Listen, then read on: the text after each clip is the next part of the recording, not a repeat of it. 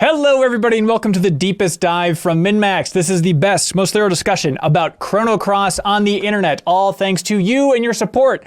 My name is Ben Hanson. Thank you for being here. I'm joined by a fellow mic puncher, Kyle Hilliard. Gribbledy-doo! Hey, cool! And we're joined by Joe Juba. Hello! I don't have a good catchphrase! That's good enough for me. That's I've better been than... sharing a lot. You just check my Twitter account. Joe, I feel like that's better than 70% of the catchphrases in Chrono Cross. At times, the cast of characters just feel like failed sitcom characters of throwing out these one-liners that just never quite catch on. I feel like if you want a catchphrase, it should just be done in like a half German accent, like every character there. Hello! Welcome to the deepest dive. Yeah, Hogan. We're also joined by Rebekah Valentine from IGN. Welcome.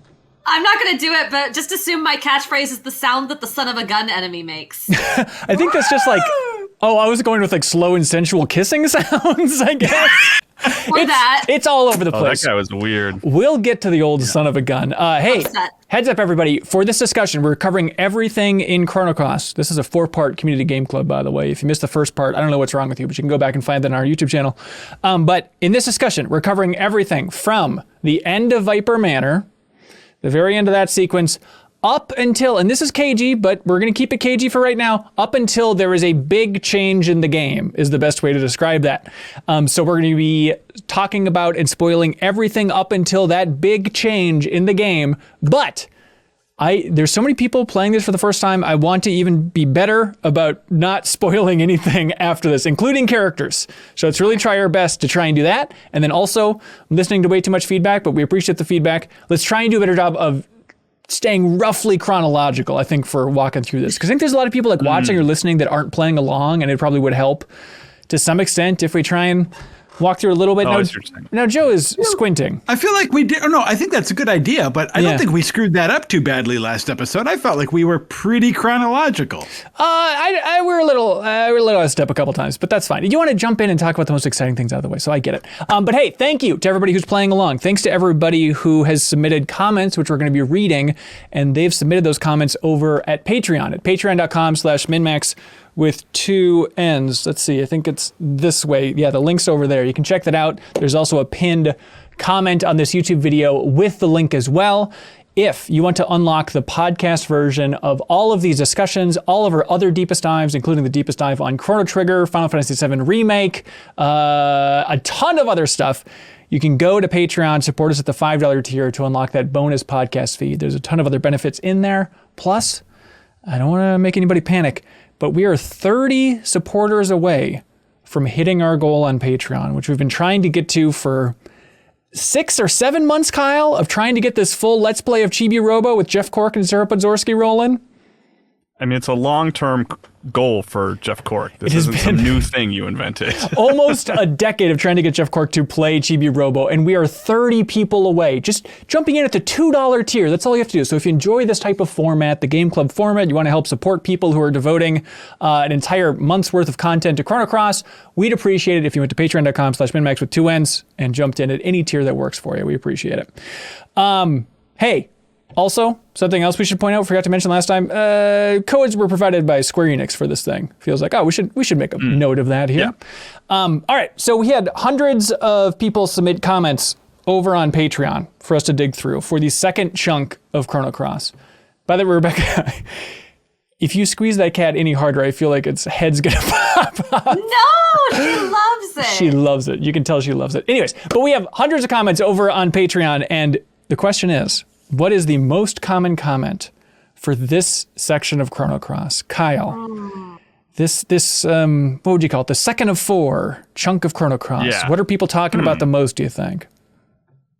Well, the ending is pretty substantial, but I'm going to say that swamp area was bad, and people were eager to get out of it. The Hydra Marsh is bad. Interesting. I might have some. Did not care for the Hydra Marsh interesting. myself. Maybe some differing takes. Felt similarly. Well, I don't want to spoil anything. Joe, what do you think? I think my guess will be people who are mad about the choice and the consequences of the kid situation. Very good guess, Joe. That is number 2. Oh, wow. Roughly 2 to 3. It's somewhere in that ballpark. Rebekah, there's something that topped it. It's unexpected, if that's a hint. Oh, really? Well, that was going to be mine, but now I'm going to have to pivot away from what I was... I don't know what else it could be. What I was going to say was the big change at the end. Right. That. I think that's number 2. I think that's a pretty solid number 2. I thought that was going to take it, but people just kept... I'll have number 2, man. Well, I said 2 to 3. They're about tied, the kid, the choice, and the big change. But number 1 over there on Patreon was people talking about Rasley. A lot of debate about Rasley. What's the matter with Rasley? Not negative, but just talking about getting Rasley versus not getting Rasley, the specifics of how you get Rasley's level 7 tech. People are razzing about Rasley over there. It's unbelievable. Well, I'm pretty sure you can't get her level 7 tech in this segment of the game. Spoiler. Oh, damn it. There's a level 7 tech. You got me. People were in about it a lot. Or for someone... Who's Rasley? Rasley? Exactly. There are people who could very well be asking, who is Rasley? Everybody's asking. I cannot imagine your life if you're one of those people that has to even ask, who is Rasley? That's like missing out on Partial. That's exactly right. Who I did go back and get. I made sure to get them. Oh, good call. Same. I thought you couldn't go back. Sorry, we're supposed to stay in order. No, I thought you you're couldn't fine. go back and get Partial, but you can. And I got that's great. Partial. I'm so happy. Are you using Partial Is now? Rasley like not. a fairy in a cage? Yes. Yeah. Hang on. I didn't get Rasley, so I had to take a beat to try and even remember. Wait, is Rasley not the fairy in the cage? In my playthrough, Rasley is not in a cage. Okay. Oh, this is interesting. We can get into this maybe in a bit. Okay, there's going to be a lot to walk through here, everybody. Oh, wait, no, she is. I'm sorry. That when you first... Oh, never mind. You're right. Are you thinking of Neo-Fio? Because it's very easy to get those two confused. I did, yes. Okay. No, but yes, you're right. Hey, Kyle, since you're playing through this game for the first time, I'm curious just about your take on this chunk. I know you're speeding through it by the end. You're worried if you're going to get done in time, but I assume you made it. Yes, yeah, I did. What'd you think? No, I like it. I still have I'm understanding the combat a lot more now, but I'm still leaning a lot on the sort of auto battling. Just because I don't like that percentage system. I think it's just time consuming and not that rewarding, but I like how it plays into using special abilities. So that part I'm enjoying now that I've got a better grasp on it. There were a couple things I didn't do on my first playthrough where like I didn't level up weapons. I didn't know I could do that. I leveled up Surge's weapon a fair bit before I ended up finding another one pretty quickly. And then also I didn't really understand that you can have it auto assign, but I didn't know that you could like assign additional abilities and elements to everyone. Like I didn't know you had to go in and manually do that. Wait, what do you mean? You guys are looking at me like maybe you don't, but I had to go like I only had like 1 or 2 magic attacks for everybody. But when I went into the menus, and like auto assigned a whole bunch of stuff, and then I realized like I should kind of be like rooting around in there more often. Oh yeah. Okay. There was no indicator that I could change any of that stuff. That wasn't even like the guy Radius never told me. He told me how to use that stuff, but he didn't tell me that I could change it or anything like that. Wait, interesting. So you weren't using auto locate for everything? Allocate? No, I am now. Like early on in this second play session, I started doing it, but my whole first play session, I didn't touch that stuff. Wait a minute. Is there not a tutorial in the first segment of the game that we've already played where you fight Salt and Pepor? Yeah. Where they basically have a banter back and forth where the guy's like, hey, this guy's like a white magic user. We need to use black magic. And the guy's like, I didn't bring my black magic. He's like, you gotta equip your black magic. What are you doing? Right. I guess that just wasn't enough for me. I just thought that was a tutorial about like, black versus white and like what is weak against what. I assumed as I was leveling up, I was just going to unlock new abilities. I didn't realize I had to go manually assign them. Oh, wow. So just to clarify here, we were giving Pierre so much guff last session about him sucking. Yeah, I hadn't given him anything, but so like he extra sucked. Wow. Wait, so but not just Pierre. Did Kid have anything, or was it like did all of your characters like basically only have their 1 level 3 tech, or just whatever? Just that, or like whatever kind of. I think Kid and Surge maybe have like 1 or 2. Like Cure is assigned to Surge and stuff like that. Oh, this is glorious. Yeah. Wow. So that helped a lot. I'm so sorry for you. You know, I mean, if it makes you feel any better, Kyle, I haven't upgraded my weapons. Where should I be doing that? I haven't done that. That seemed less crucial because I needed like a ton of copper. Yeah. And I didn't have a ton of copper. So I leveled up Surge's blade. Like it was, gosh, I don't remember everybody's names, but it's like the coastal town where the Mohawk kid lives. Yeah. There's a person there who will upgrade your armor and your weapons and stuff if you have like the various elements and things like that. So I was able to upgrade Surge's weapon quite a bit. Like I did it like 6 or 7 times. And then like in the next area or 2, I ended up finding a more powerful weapon. Yeah. In the terminology of the game, it's not upgrading, it's forging. So it's like you go from a copper weapon to an iron weapon to a mithril weapon or steel. Gotcha. So is this the trade post? This is separate than that, right? Because there's that trade post in Goldove where it's like there's an exchange rate for eyeballs to all element colors. I was like, I don't understand what I'm looking at here. It's on that same dock in Goldove. Is it? Okay. Yeah. Okay, I need to definitely go do that. Because, we had somebody, Charlie Hunter wrote in just saying, I have so much iron now. So apparently people are just clawing for iron in this section of the game. Yeah. The place to do it is actually not in Goldove, but at Zappa's Smithy in Termina. Mm-hmm. Talk to the lady at the desk there, and that's how you... Because I don't think Goldove lets you do the iron stuff, or not all of it anymore. Yeah. Okay. Yeah. So go back to that big boy. But still leaning on like the sort of, I basically auto battle everyone until they have like level 4 or 5. And then I sort of cycle through a bunch of special attacks. And then I let them auto battle up again until like their levels are high again. Yeah. Which I've actually been enjoying in that way. Like I think I said it last time. It kind of makes it feel almost a little bit like Final Fantasy 13. Where like they kind of fight on their own and then you just sort of interject every now and then to sort of command them to do some magic attacks and stuff like that. And I'm enjoying playing the game that way. You mean 13 or 12? Oh, no, 13. Okay. I actually haven't really played a lot of 13. But I played it like within the last year or 2. I like played a good like 30 hours of it. I like replayed it. Joe, you don't strike me as somebody who would use auto anything in this game. Do you use auto allocate for elements and whatnot? Oh, I don't auto allocate, no. But I do auto battle. Really? Yeah, not all the time. Partially for me, it's a bigger issue with the like input lag. It just gets frustrating when it's like in my mind, I should be able to go like mash XXXX and have it do its, light, medium, hard, light attack. Yeah. And it just does, like, it's frustrating to me when it's not responsive enough for it. So at least when you put it on auto battle, it just sort of does all that stuff. Yeah. But another thing that I've been doing with it, and this is, mainly, I don't do this on the boss fights usually because those are more tactical. But for a lot of just the random encounters, I put on the battle booster. Oh, really? Yeah. Because then, because at that point, because for me anyway, it's not a question of retaining the challenge, right? I've beaten this game several times. I don't feel like I have anything to prove, or I don't know what necessarily I'd be noticing, other than like, oh, this random encounter is a little hard, I guess, and so I guess there are conversations like that I won't be able to have here on the Deepest Dive, but for those random encounters.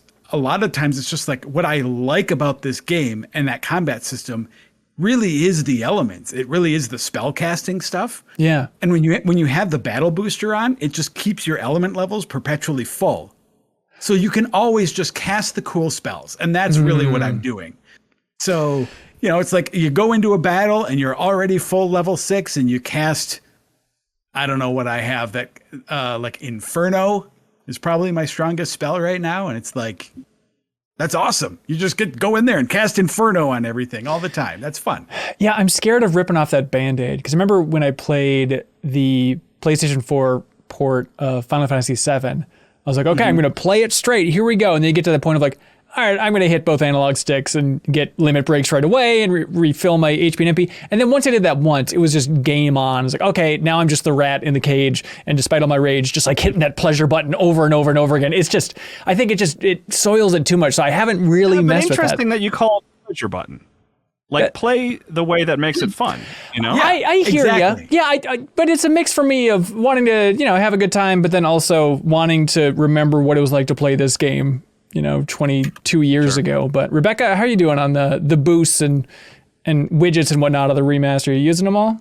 No, I am. Well, I'm speeding up battles slightly. Yep, I'm doing that. Yep. To go faster, but I am not. I am a manual battler. I get it. I appreciate it. I don't know why. I don't have a compelling reason why. It's just that's just simply what I'm doing. I don't know. I don't really know what the auto battling system ends up doing for you necessarily, Kyle. But I know that I hit a point where I got everyone's level 5, 6, 10, whatever it is that gives Surge Luminaire. Yeah. And between Luminaire and Kid's Red Pin, I now have 2 absurd spells that get everybody. And so as long as I can land a 2 and a 3 from both of them in the first 2 turns, then I can immediately jump to that spell and it wipes the whole floor clean. And so I'm burning through battles here, baby.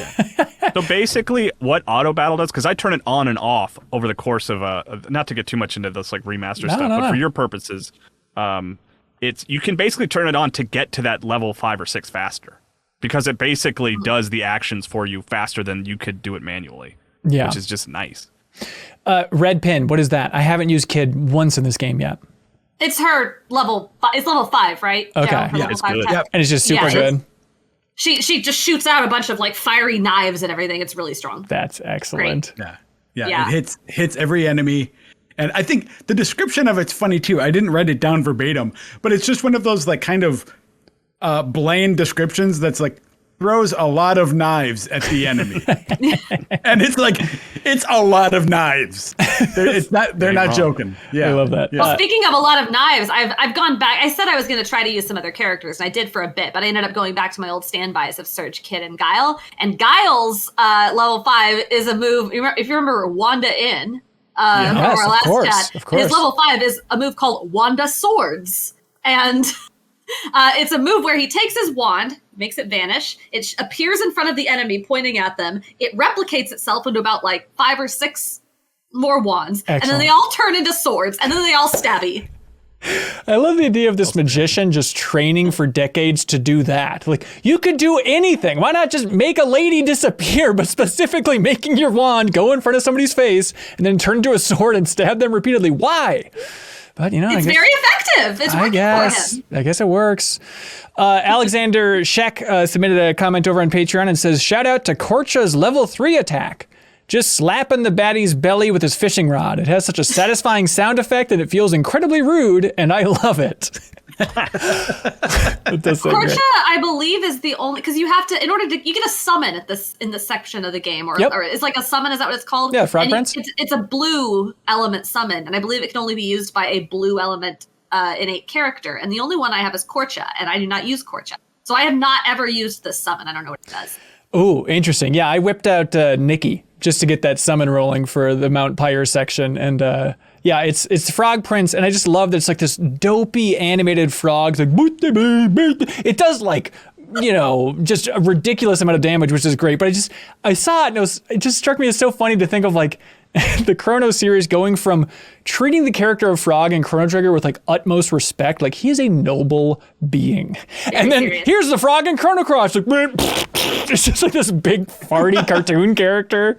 Like, all right, sure, I love it. Do you remember the spell in Chrono Trigger that was, I think it was called Frog Flare or something? It's like, yes, yep, where it's like a Luca and Frog double tech, where it's just a giant frog comes and lands on the screen and then explodes in a huge, there's huge explosion behind it. It's awesome. Right. Yeah, I think that was in like the opening cinematic or the like highlight reel or whatever for Chrono Trigger. I remember seeing it so many times there. Yeah.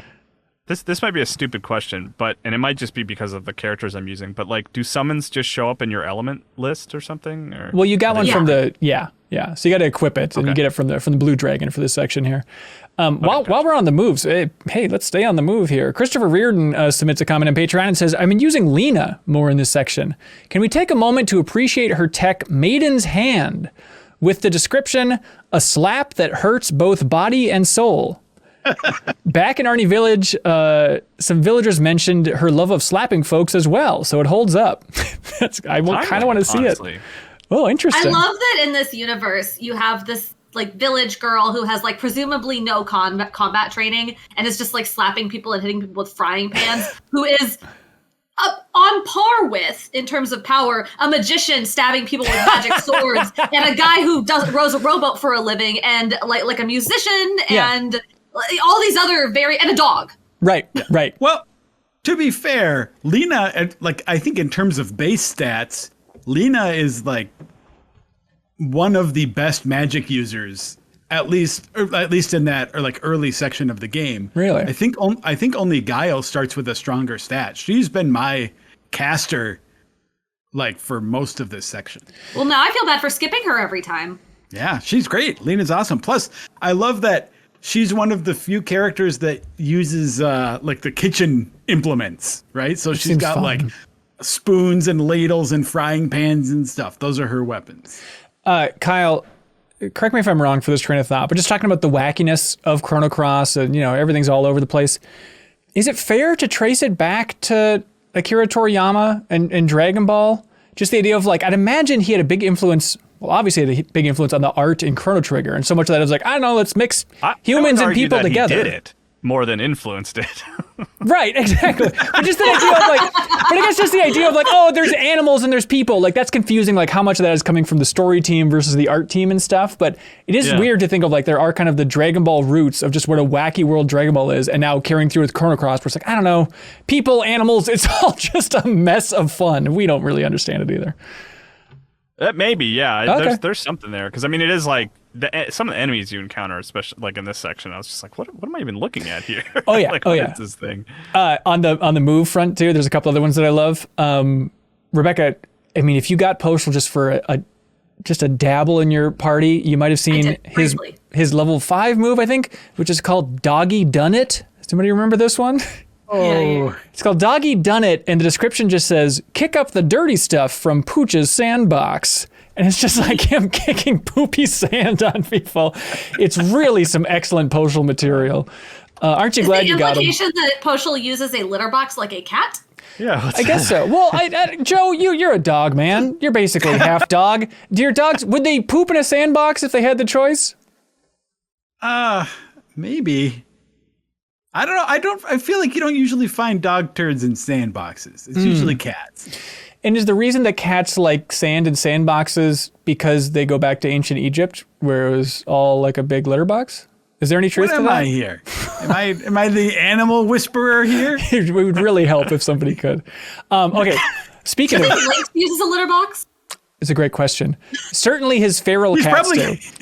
He's probably just got one like strapped to his pants. That's like, don't look at me. Don't look at Even in his lousy jaguar form and all those visions, it's still just a litter box strapped to his hiney. Yeah. On that front, I forgot, and this was like, when I played this game, old friend of mine named Alex, like we would just laugh at like the dumbest stuff, normally involving like animals and just stupid crap. And I forgot how much we used to laugh at Lynx's move, Feral Cats, which you get to see at the end of the section. It's like, Rah! Just like cat rockets shooting out of the darkness. It's so delightful. And then last shout out of a move is old Matcha. I had her in my team for a whole section here. And she has a move called Bottoms Up, where she just like slaps her own butt and then just dives onto the enemy and like shoves her butt in their face. And then it goes to like inverted negative colors. It's like dish, dish, dish as her butt's like rubbing in Harley's face or whatever. It's some top-notch work over there, Square. I know you can levy as many criticisms as you want at the massive, absurd, stupid roster of this game. Yeah. But I love that they at least gave every character a couple of unique individual texts to let them show off their personality. Yes. And that gave them room to make some of them very stupid. Yes. Yep, that's it. More room for good, more room for stupid, which means the happier I am. Christopher Kamali writes in about that, and he says, the parallels between Trigger and Cross that I keep noticing are what really keeps me excited every time I start playing. Did anyone else get Tyranno Lair vibes from Fort Dragonia? I was really feeling it from the music. I didn't think of that, but that's interesting. Christopher. Visually, like more than just the dungeon design, like when the game starts and zooms in on Fort Dragonia, like that definitely looks like the Tyranno layer or whatever and the Reptite layer thing. Yeah. Christopher says, my only gripe with this game is the overabundance of party members. There are more than a few that just don't make sense as to why they would jump on board the journey and really provide nothing to the story. Chrono Trigger's greatest strength for me was the emotion you felt from each character's story and how they had a reason to fight with Chrono.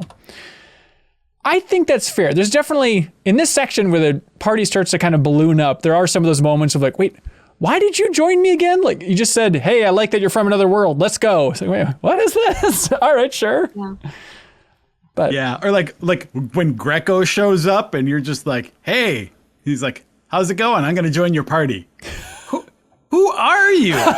You know, I'm Greco. The wrestler guy, right? Yeah. He has like this whole speech that he gives about how, oh, I am a priest, and wait, you're dead? ?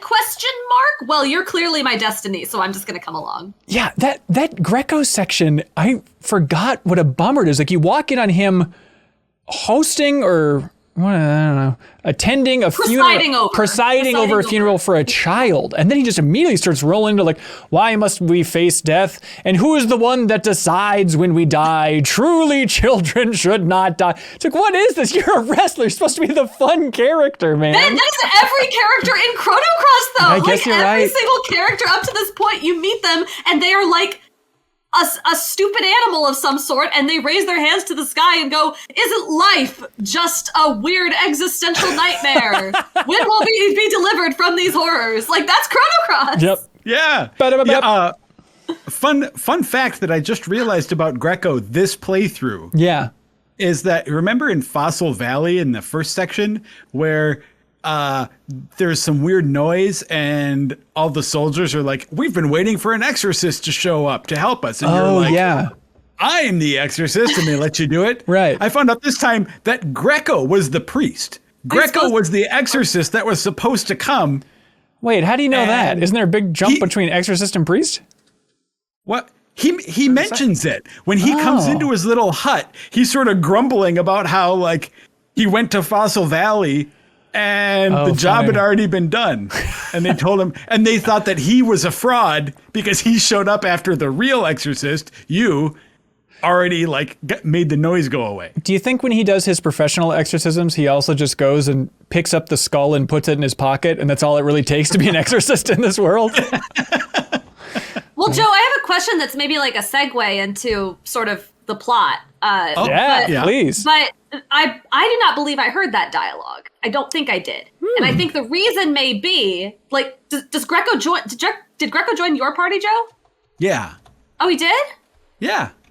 Wow, I just played the segment. I don't remember anything about it, apparently. It's one line. I'm sure it's easy to miss. Yeah, it is like one throwaway line, very easy to skip, which is why I'm sure like I missed it up to this point. And basically, I think I only realized it because I didn't remember this part of the game before. I didn't remember pretending to be an exorcist to do something. Right. So when he mentioned it, I was like, oh, weird. Anyway. Well, the point I was trying to make is that some characters join you and some don't. That's all I was trying to No, I'm totally with you. Yeah, depending on what you're doing. Yeah, I wrote down for Greco when he joins you, he says, you are caught between life and death. May I assist you in escaping the darkness, amigo? And that's like that's all you really get. It's like, okay, amigo, we got it. But yes, you start to branch in a big way here to determine which characters you're actually getting. Let's get to Nick here. Not Nikki, but they write in, they say, my favorite part of Chrono Cross. Save kid or be a bastard with an OP character. Decisions, decisions, decisions. So this is where this section starts up, is you were saved by Korcha? That's his name?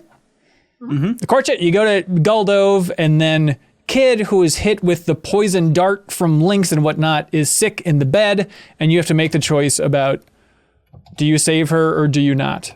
Joe, which way'd you go, dude? I went not this time. Yeah, same here. Not crew. No, I didn't realize it was a choice.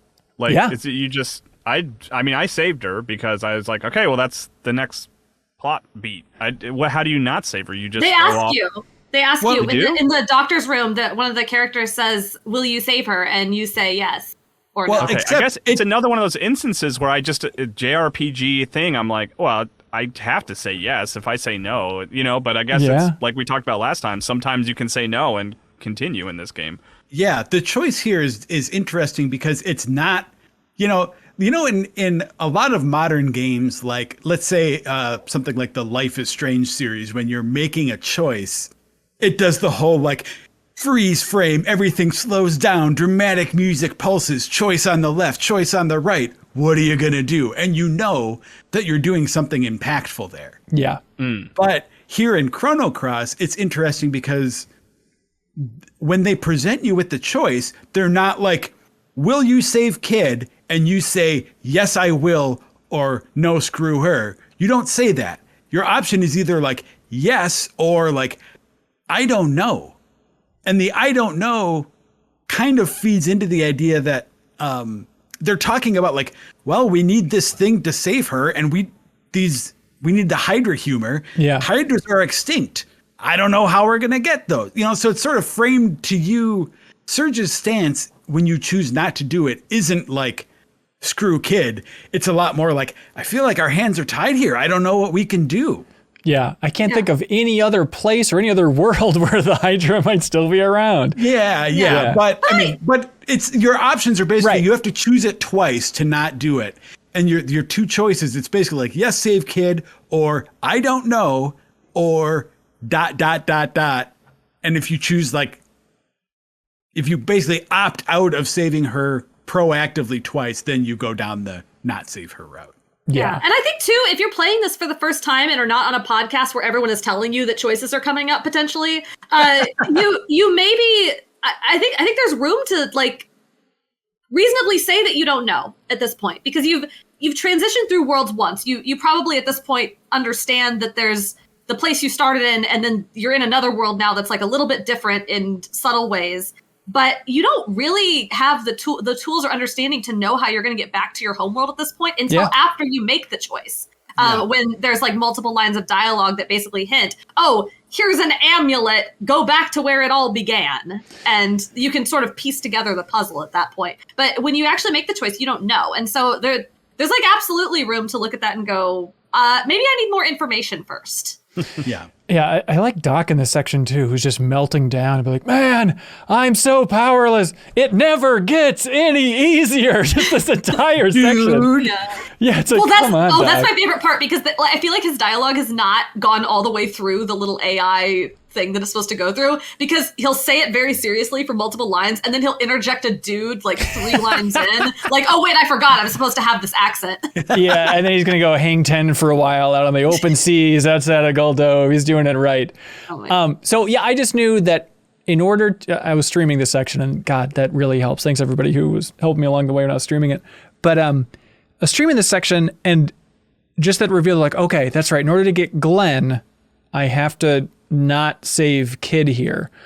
But also, it's not like Kid dies in our game. So I'm trying to think of really the big consequences for choosing to get Glenn. Because in my game then, later on, it's this weird thing where Doc just says, yeah, somebody else came. We don't know who it was, but somebody else came and gave the humor to Kid, and now she's okay, and now you can have the astral amulet and let's rock. Yeah. The consequences are really, like, in terms of big, far-reaching ones, negligible, But what you're doing is you're opting out of some story content. Yeah. And that isn't really substituted with anything else. You basically, if you don't do it, you miss that, the whole, like, Rasley as a character and fighting the tentacle monster in the Hydra Marshes and stuff. Right. You can later go back to the Hydra Marshes in the homeworld if you want to, but there are bosses and story events that just aren't happening there. So you missed stuff going on there. Okay. And then it also just determines it's essentially a different set of characters. So if you don't save Kid, you get these 3 characters. And if you do save her, you get another 3. So it's interesting. It's kind of equivalent in that sense, except one set has Glenn and the other one doesn't. And I know there's some, this is maybe getting a little ahead of ourselves. I know that there's some debate as to like whether or not Glenn is super overpowered. And I think that there are definitely valid arguments to have there too. For one, I like Glenn mainly because of the Chrono Trigger homage in that character. Right. Yeah. And so, Kyle, there's this character named Glenn who's not a frog. His name is just Glenn. But the cool thing You met him. Yeah, he's around. Yeah, that's right. So Kyle, there's this guy named Glenn. I think you'd really like him. He's really cool. But the interesting thing, if you have him in your party, is you get a duo tech if you have him and Surge. Is it level 3? Yeah. They get X Strike, which is from Chrono and Frog and Chrono Trigger, which is just delightful. And Glenn was Frog's friend in Chrono Trigger as well. Yes. So this is a potentially alternate universe of Frog, I guess. I don't think it's that. I think it's just kind of an homage of having a swordsman named Glenn. I don't think it's anything direct, but if it is and it's coming up later or something, I forgot. So let's not talk about it here. One time, Kyle, when I was playing this game for the first time at Argue, I was a young, very stupid kid. And we were waiting for a friend of ours to come into the gym. And so I was in one corner of the gym and a friend was in the other one. And when the guy came through the door, we were like, okay, we're going to use X-Strike right when we see him. And so the guy came through the door, we're like, X-Strike! And we ran from opposite corners of the gym to converge and like push this guy at the exact same time, which was a very cool move, except then he flew back, because X-Strike's a powerful move, and he was blah, blah, and he flew back into the gym teacher who was walking in right behind him, and she doused herself in her hot coffee that she was carrying at the time. And that's how she became the Joker. She was horribly deformed from that moment on. It was really just a horrifying moment. So everyone, be careful if you're using X-Strike at home. It really has dire consequences. Also, I apologize. Glenn was Frog. Cyrus was his friend. All of my Chrono knowledge is leaked out of my ears today. I'm sorry. Hey, everybody gets it confused. Jordan Brown writes in on Joe's topic and says, I'm going to use this post as a soapbox to declare once and for all how overrated Glenn is. He has an okay story, but everyone acts like he's the only side character that has anything interesting happening with them. I'll agree he's great for combat, but you aren't really missing anything story-wise by not getting him. On the contrary, if you chose not to save Kid for Glenn, you miss an entire dungeon and subplot with the dwarves. I understand people like the frog reference, but it's always bothered me how everyone says Glenn is the best side character and sacrifice the story to get him. My party right before the switch is Surge, Greco, and Skelly. That's a good funky bunch there. What were you all doing? While Kyle and I were off in the Hydra Marshes, I don't have any idea. What were you two doing? We were also in the Hydra Marshes. I mean, we got there, but Joe, you're probably better at detailing exactly what's different for our playthrough. Boy, I mean, it really just sort of zips you ahead to a point.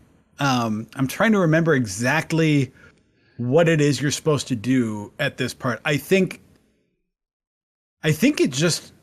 Okay, so normally, if I'm remembering this correctly, if you choose to help Kid, you team up with Korcha, you get his boat, and you like go back to Termina. Yeah. And then like find your way back to the home world and go to the marshes, right? Yes.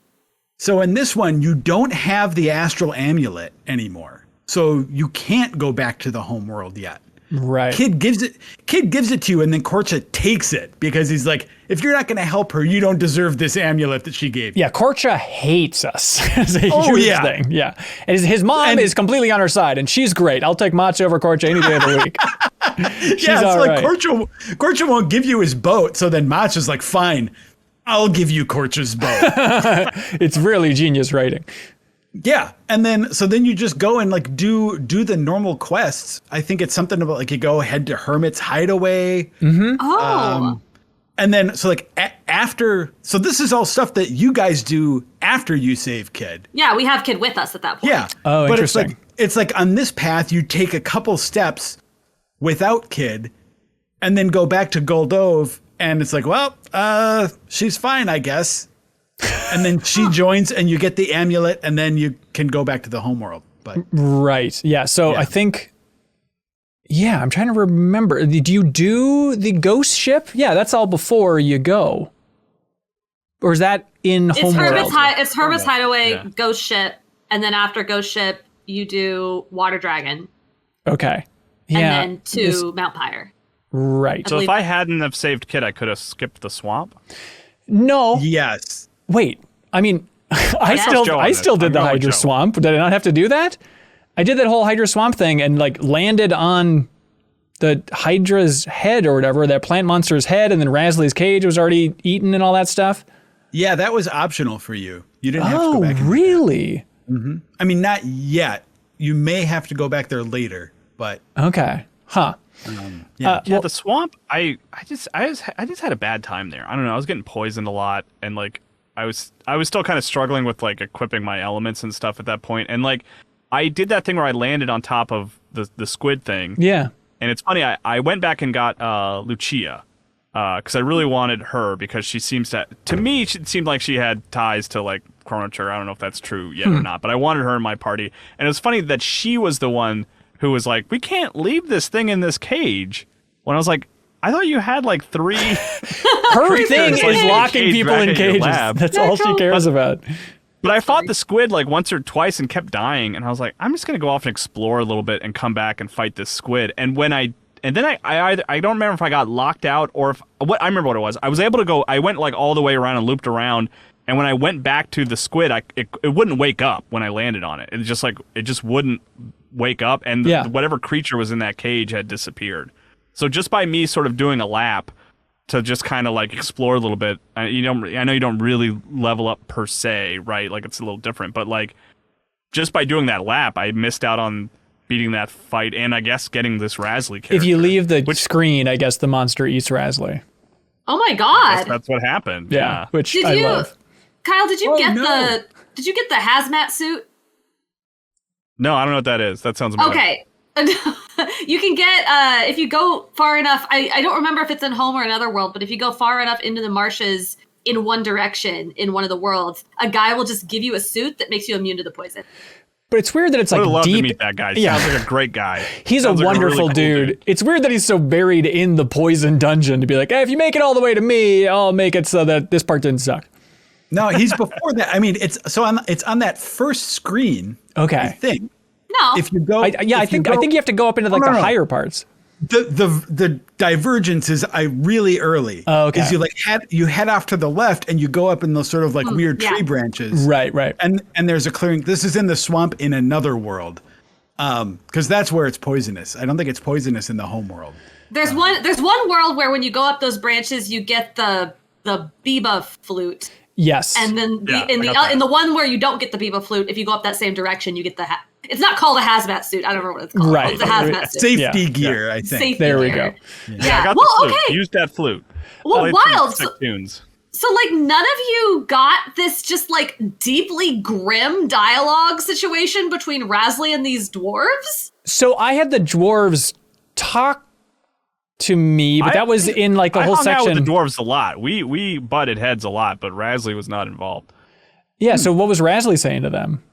It's this whole thing. Well, so the dwarves, which it sounds like Kyle saw, the whole plot of Hydra Marshes is you show up. It's really grim, given that you're showing up there to save your friend. You show up and you find this Hydra and need a Hydra humor from the Hydra. So you fight the Hydra. You rescue Rasley from the cave so she doesn't get eaten. You take the humor from the Hydra, and the dwarves show up, and it's like, oh, you killed the last Hydra. The Hydra was the reason that the swamp was able to thrive and creatures were able to live in it, and you've murdered the last one, so now the swamp's gonna die and nobody can live here anymore. So thanks for ruining the environment, humans. You're terrible. And Rasley's like, hey, not all humans are bad.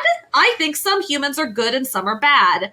And then you realize that the Hydra had a baby in its belly, so there's still a baby Hydra, and the swamp will continue to live. And then all of this dialogue comes back into play later when you visit Water Dragon Isle, which we'll get to, and you talk to the fairies again and the dwarves and all this other stuff. But yeah, it basically sets up what's going to happen later on Water Dragon Isle, because you basically teach the dwarves that murder is how you get what you want.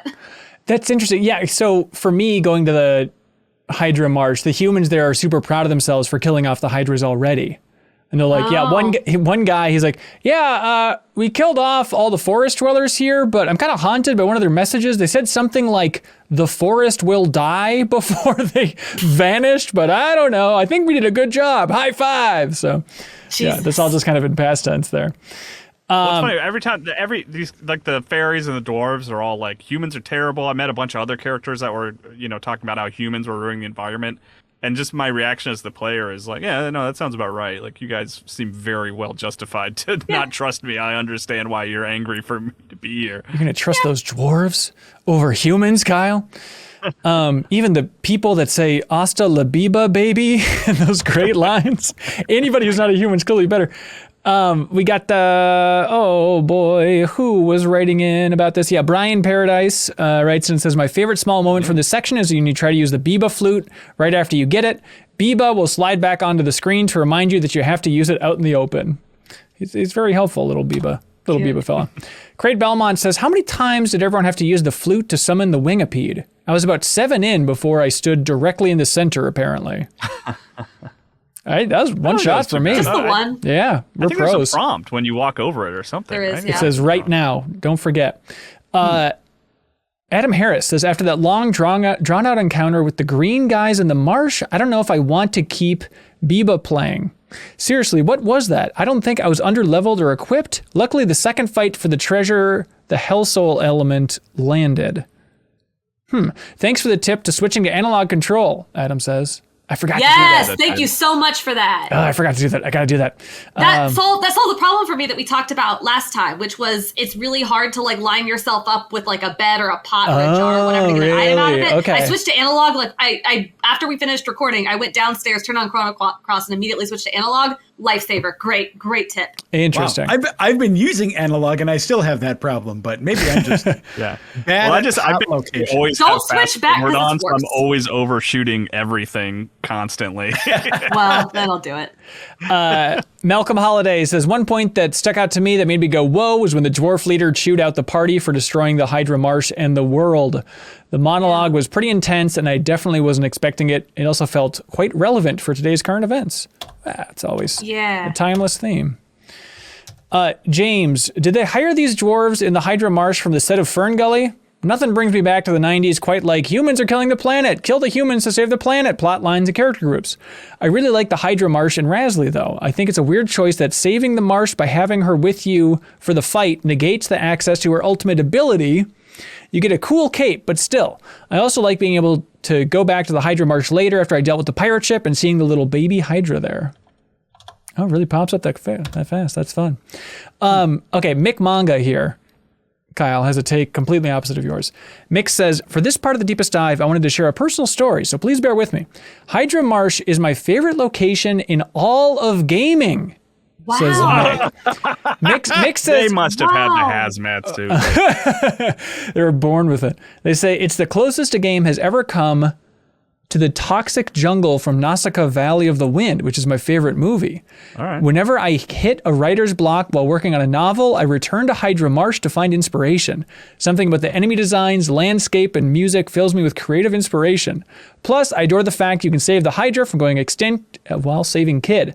And if you do everything right, you can also save the dwarves and the fairies as well. It all comes back to what you did in the Hydra Marsh. Look at that. Interesting. That's true. There are a lot of, I was glancing at a guide through parts of the section, not like religiously, but here and there. And there are a lot of very subtle decisions you make throughout Hydra Marsh and Water Dragon Isle that influence other things. I think the Rasley tech is one of them. Like I didn't look closely enough. I missed that having her with you when you fight the Hydra actually gets rid of her level 7 tech, which is a darn shame. That's a weird it's choice. such a subtle small thing because you pick her up and she's immediately like, hey, can I join your party? And at that point, depending on, I mean, at least the situation I was in, I didn't have a lot of great party members, and I was trying not to rely too much on Guile. So it's like, yeah, sure, a mage, come along. And then you immediately walk into the next fight. Oh, God. Well, but she also is, like, relevant to what's happening there. So you're always, like, it makes sense. Be like, okay, you seem like you have stuff going on here. Let's bring you into the party. It's a total, like, weird, unintuitive thing to, like, lock content out for having her with you. Yeah. But, Colton Westbrook submits a comment on Patreon, and they say, one of the cool things I like about this section of the game is that we start to see the game world reacting to events. We start to see how it is more than just Surge's story. Revisiting Termina, the mood has shifted. Everyone's on edge about the Dragoons moving out and the poor army, whatever, approaching and what that means for their future. Furthermore, even Fargo has it out for Lynx and has been in opposition to him in some way. Yeah, I love that idea of like he met Lynx once and was so horrified. He's like, okay, our ship's now just a ghost ship. How do we hide from this freaking cat thing?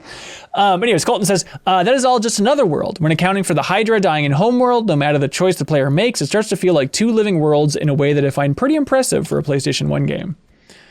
Hey, Kyle, question for you. I don't think we discussed this last week. Do you recognize the name Pore? No. Is that a Chrono Trigger thing? It might be. It could be. Okay. Here's a question I have for you. And again, if this is a spoiler, we don't need to go into it. But they focus so much on the two moons in this, and they always show the two moons as the big image and stuff. Yeah, that's where a kid always says she's going to kick you to. That's right. That's where you go if you get hit really hard by a kid. But in Chrono Trigger, if this is the same world, Chrono Trigger very clearly has one moon. It's in that famous shot of like the castle, right? Of like Magus's castle. There's only one moon back there. And so... do they explain? One of the anime cutscenes show two in Chrono Trigger? Moons? Yeah. Well, maybe they're just orbiting, and so I have not honed in on the number of moons. Okay. Shuffle Guy submits a comment on Patreon, our favorite. They say, "Dear community, a poem on saving Kid. After escaping the Viper Castle, our team gets in another hassle. Kid is sick and needs a cure, but if she needs saving, I'm not so sure. Saving her seems logical to do, but my walkthrough recommended the better crew. Leaving her to die seems so harsh, so my crew set out for Hydra Marsh. After killing the giant pentapus, the caged Rasley decides to join with us. The Hydra attacked and put up a fight, but eventually fell to our greatest might. Doc saves Kid and everything's fine, but she was also saved in the other timeline. If I could go do this all over again, I think I'll go for the timeline with Glenn." Shuffle Guy. Lord, lovely. Just... brilliant work. Excellent work.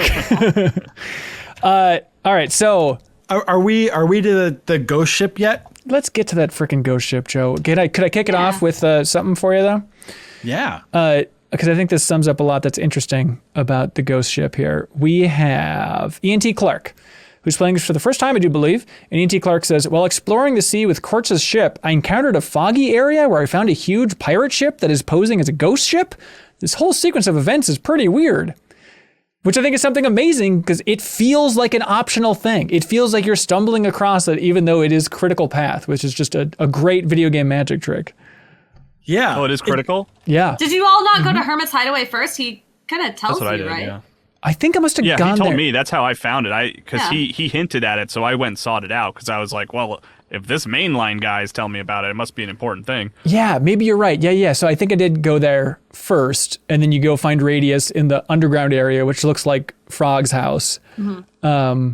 And there he says, Radius, our boy, the old mayor, he talks about the frozen flame a bit, and he's like, "Oh, the frozen flame, it cures all illnesses and fulfills any dreams that you have." And he also says, like, "Oh, I used to fight with Zappa and Glenn's dad back in the day," and all that fun stuff. And then you can go to the pirate ship and all that stuff. Okay, Joe, what were you going to say about our beloved pirate ship? Well, one thing that I wanted to say about it is this is where if you freed Pip in the last section, yes, Pip joins your party throughout part of the pirate ship. And this was a thing for me that despite a lot of hours spent in this game, I never really used Pip and never really understood how Pip's like evolutions worked. Right. So I was like, you know what? This playthrough, I'm doing it. I am doing the research. I am making Pip evolve. Yeah. And I did. So like I got him. I got him and then was like, okay, what does this really mean? How does this character work? And I like looked up guides for it's really weird because Pip will transform into like an angel or a devil based on a certain set of elements you use. So it's like red, black, and green maybe are like the devil elements. Of course. And yes. White, blue, and yellow are like the angel elements. So whichever of those you use the most influences where which path he goes down. And then whichever single color you use the most determines what his new innate color is. That's cool. So, and it's like there are like all these hidden point values. So it's like you get 1 point every time an element gets cast on you of a certain color, and 2 points every time you cast an element of that color, and that's like how it determines what you win, or like how you transform. So I ended up with like, okay, I want a Devil Pip who's innate black. So I would like, this is where I really used a lot of the battle boosters and stuff. Oh, okay. Because it's you're having to grind through fights, but I'd like go into a fight, use like turn black on Pip, because you get 1 point for a black element being used on you and 2 points for casting that black element. Anyway, it took me about an hour and a half of concerted like grinding through battles to get of Pip. Concerted sinning, Joe. Yeah, well, whatever. A lot of devil work going on over poor here. little Pippy. But anyway, the bottom line is I now have or had a Pip who is like fully evolved into its like second devil form, and I don't know if it was worth the trouble. Oh, really? But this is a like, of all the nooks and crannies in this game, this is definitely one that I just like really not delved into before. Yeah. So I thought it was interesting to like experience something new with this very old game. Well, hey, you got Lapis on your side. Lapis Lazuli wrote in, says, I've never been able to resist Pip's adorableness, and I've used him in every playthrough since I first played the game when the game was released. Many argue that he's the, quote, worst character due to a glitch that can occur, causing his stat growth and element grids to not update when evolving into his final forms. But I find his evolution gameplay gimmick to be one of the most interesting in the entire game. Where's my Pipsqueaks at? Says Lapis. It's Joe. I was reminded of the downside of Pip when I found him in that ship, and he's like, Can you broaden my view of the world? I was like, all right, I can't. I'm sorry, Pip. Oh, what? Partial's fine, yes. But Pip is a bridge Partial's too far? an angel. How dare you? Partial speech is getting better. We've got him in classes. It's getting there. So, Joe or Kyle, I'm curious. Was Pip on that ship? Did you get a Pip ship or not? Pip ship. No Pip on my ship. Oh, you left him in the cage to rot. I keep leaving people in cages accidentally, Stop! and like killing them. So when you I'm go not doing back, it on so you purpose. went What have back. we learned? So yeah, you went back and got Lucia, the doctor. Yeah. And I wonder if Pip was still back there. You just No, I went and got her, and that was another reason I wanted to go back. I was like, I want to get Lucia, Yeah. or Lucia, or however you want to pronounce it, and make sure I go get whatever was in that cage that everyone talked about, and it wasn't there. It was gone. So I failed. Tragic. wow. I'm sorry. Did you get Neo Fio up top? No, I don't. Who's that? Well, so Neo she feels a little weird and obscure to get. yeah. So she was up there on the rooftop, the doctor, and she's like, "Oh, I'm minding my garden up here. I'm Is that what you tending my think garden." she sounds like? I don't know. What does the Germans sound like when they're singing? I don't know. She looks kind of like Springtime for like Hitler. a plant almost. Okay. Yeah, No, so I anyways, never she's even like- saw this character. She's guarding this thing, and then it turns out that you can get an item, I believe, in Hydra Marsh, right? If you really spend some more time in Hydra Marsh and really soaked it all in, Kyle, you can get an item that's called a Life Sparkle, I think, and you go and use it. What, The Sparkle? other Hydra Marsh. Oh, there we go. I don't know which one it is. You It's have to in go to one of both of those. them eventually for all these Somehow I had it, and so you can use it on that little spot, and then Neo Fio comes to life and joins you, and she's a freaky plant thing. It's up in that balcony that like where Kid fell off and Lynx threw the dagger at him. That's where you have to go, because Lucia's like, I think she's not in her lab, but she is up there. Yeah, you kind of have that's to chase it. her around a little bit Yeah. before she'll join you. But Yeah. it's not too arduous or anything. I hope you're using her now, since you're all in on her. Somebody. Yeah, no, she's been in my party full time, basically. Then there was something at the end of the game that made me really raise an eyebrow that we can get to when we get to that. Hell yeah. Somebody in the chat said that she has a move that turns the enemies into t-shirts. Is that right? Who is that? I haven't done I think- that. I She think they're has talking about Lucia. She has an attack called Pinup Girl, Ooh. which I was like, oh, that's weird. I don't really think of her as like a sexy, kind of, she's not drawn that way. And what the attack is she just like throws pins at the enemy, and like pins them. And then the other one, like the higher level one is handy, but not really very exciting, where she just like casts a bunch of debuffs. and stuff. I don't even know what they specifically are, but like I always try to cast it early on in the fight for the bosses and stuff like that. Oh, that's great. It turns out, sorry, Twitch chat, that was Matcha that has the t-shirt move. I haven't gotten one yet for Matcha. That sounds great. So Chase Klein. Oh yeah, Joe.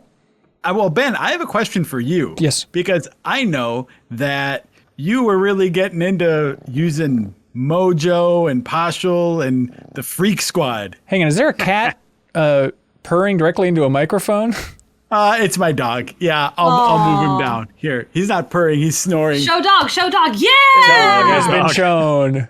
Hi, puppy. Now Joe is passionately kissing the dog for audio listeners, just to really... Oh, by the way, did go back and get Mojo, because that sounded really interesting. So you got your Mojo back! Way to go, Kyle! I got Mojo back. Mojo's cool. Okay, so my question for you, though, was are you finding it hard to limit the number of characters that you use because everyone is such a freak for the Freak Squad? Yes, it truly is difficult. It's a real challenge, especially like my mission when I first jumped back into this game, and especially when I was streaming it, was like, okay, I need help getting Skelly, everybody.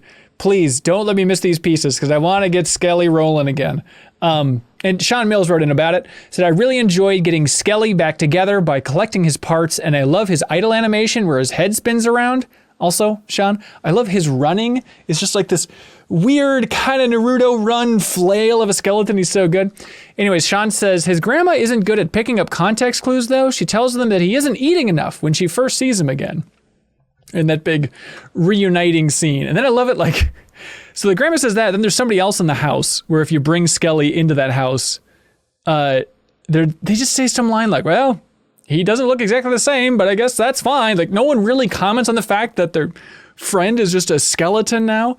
But I do like Skelly. I was using him for a while. I enjoy him. I don't know if I'm going to stick with him though. I was reunited with an old friend, but I feel a little fulfilled at this point. Oh, by the way, so who's the Freak Squad then? Who's the official Freak Squad? Well, I kind of abandoned the Freak Squad, Joe. Oh no! I feel like I need to have like a Twitter poll or something to determine who is the freakiest of the Freak Squad, because I'm open to using other people, but I'm using Glenn. It's the least freaky choice, but I wanted to see what he was all about. And then I jumped around. Nikki was in there for a while, who, borderline freak, I guess. But then I went back to Poshul. Good. Yeah. Good. Yeah. A man after my own heart. Thank you. So yeah, maybe like a Poshul and Neophia, or Poshul and some other freaks that might be coming up, because boy, do we got a deep well of freaks coming up, everybody. So many.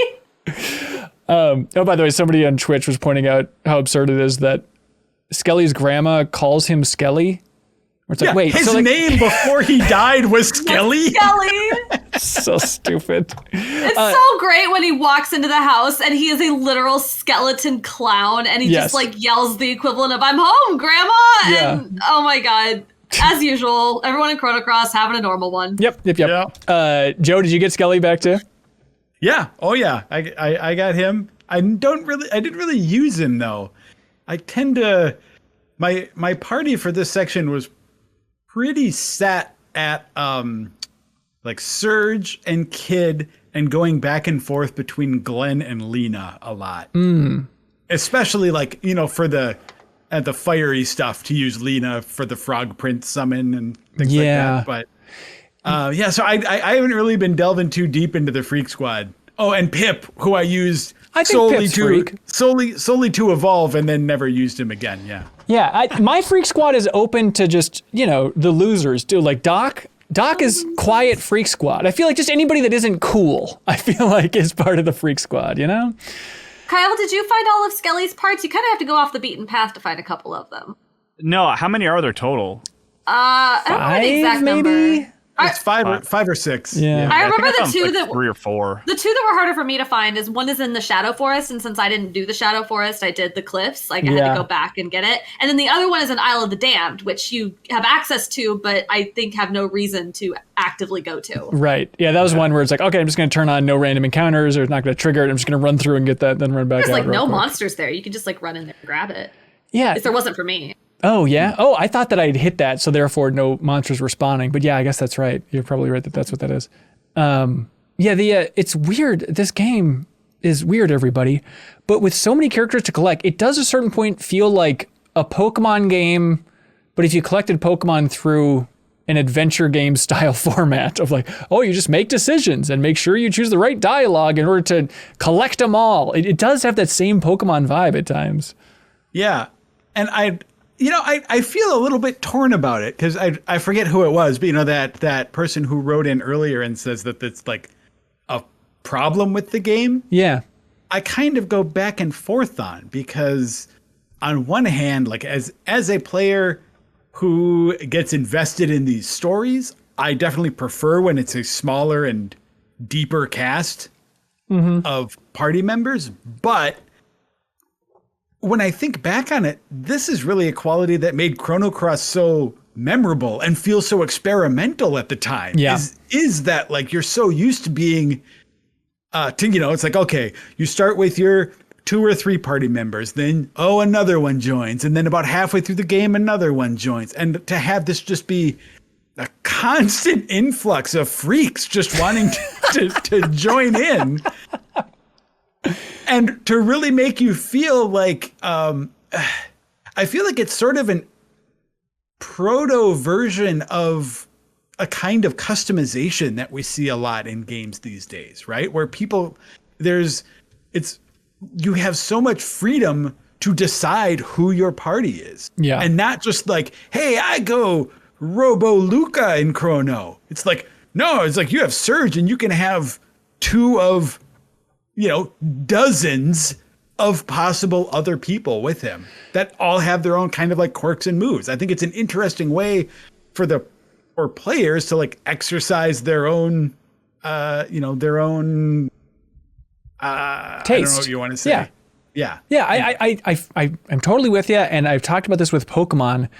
And I think one of the reasons that Pokemon hit me, and I imagine hit so many kids in a big, impactful way, is it's the same with Chrono Cross here, where especially playing this game even at 13, it provides a very easy way for you to define your personality.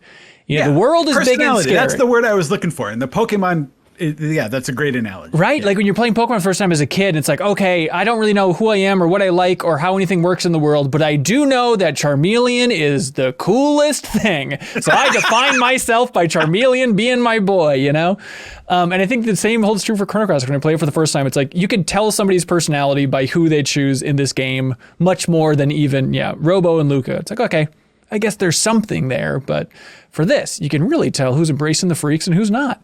I think you also very much get a sense of, anybody can be, it very much has the theme of anybody can be a hero, very much. Right, Like Chrono yes. Trigger, every single one of the 7 main cast members has something super powerful about them. I mean, I guess Chrono's just like a village boy, but he's very good with a sword.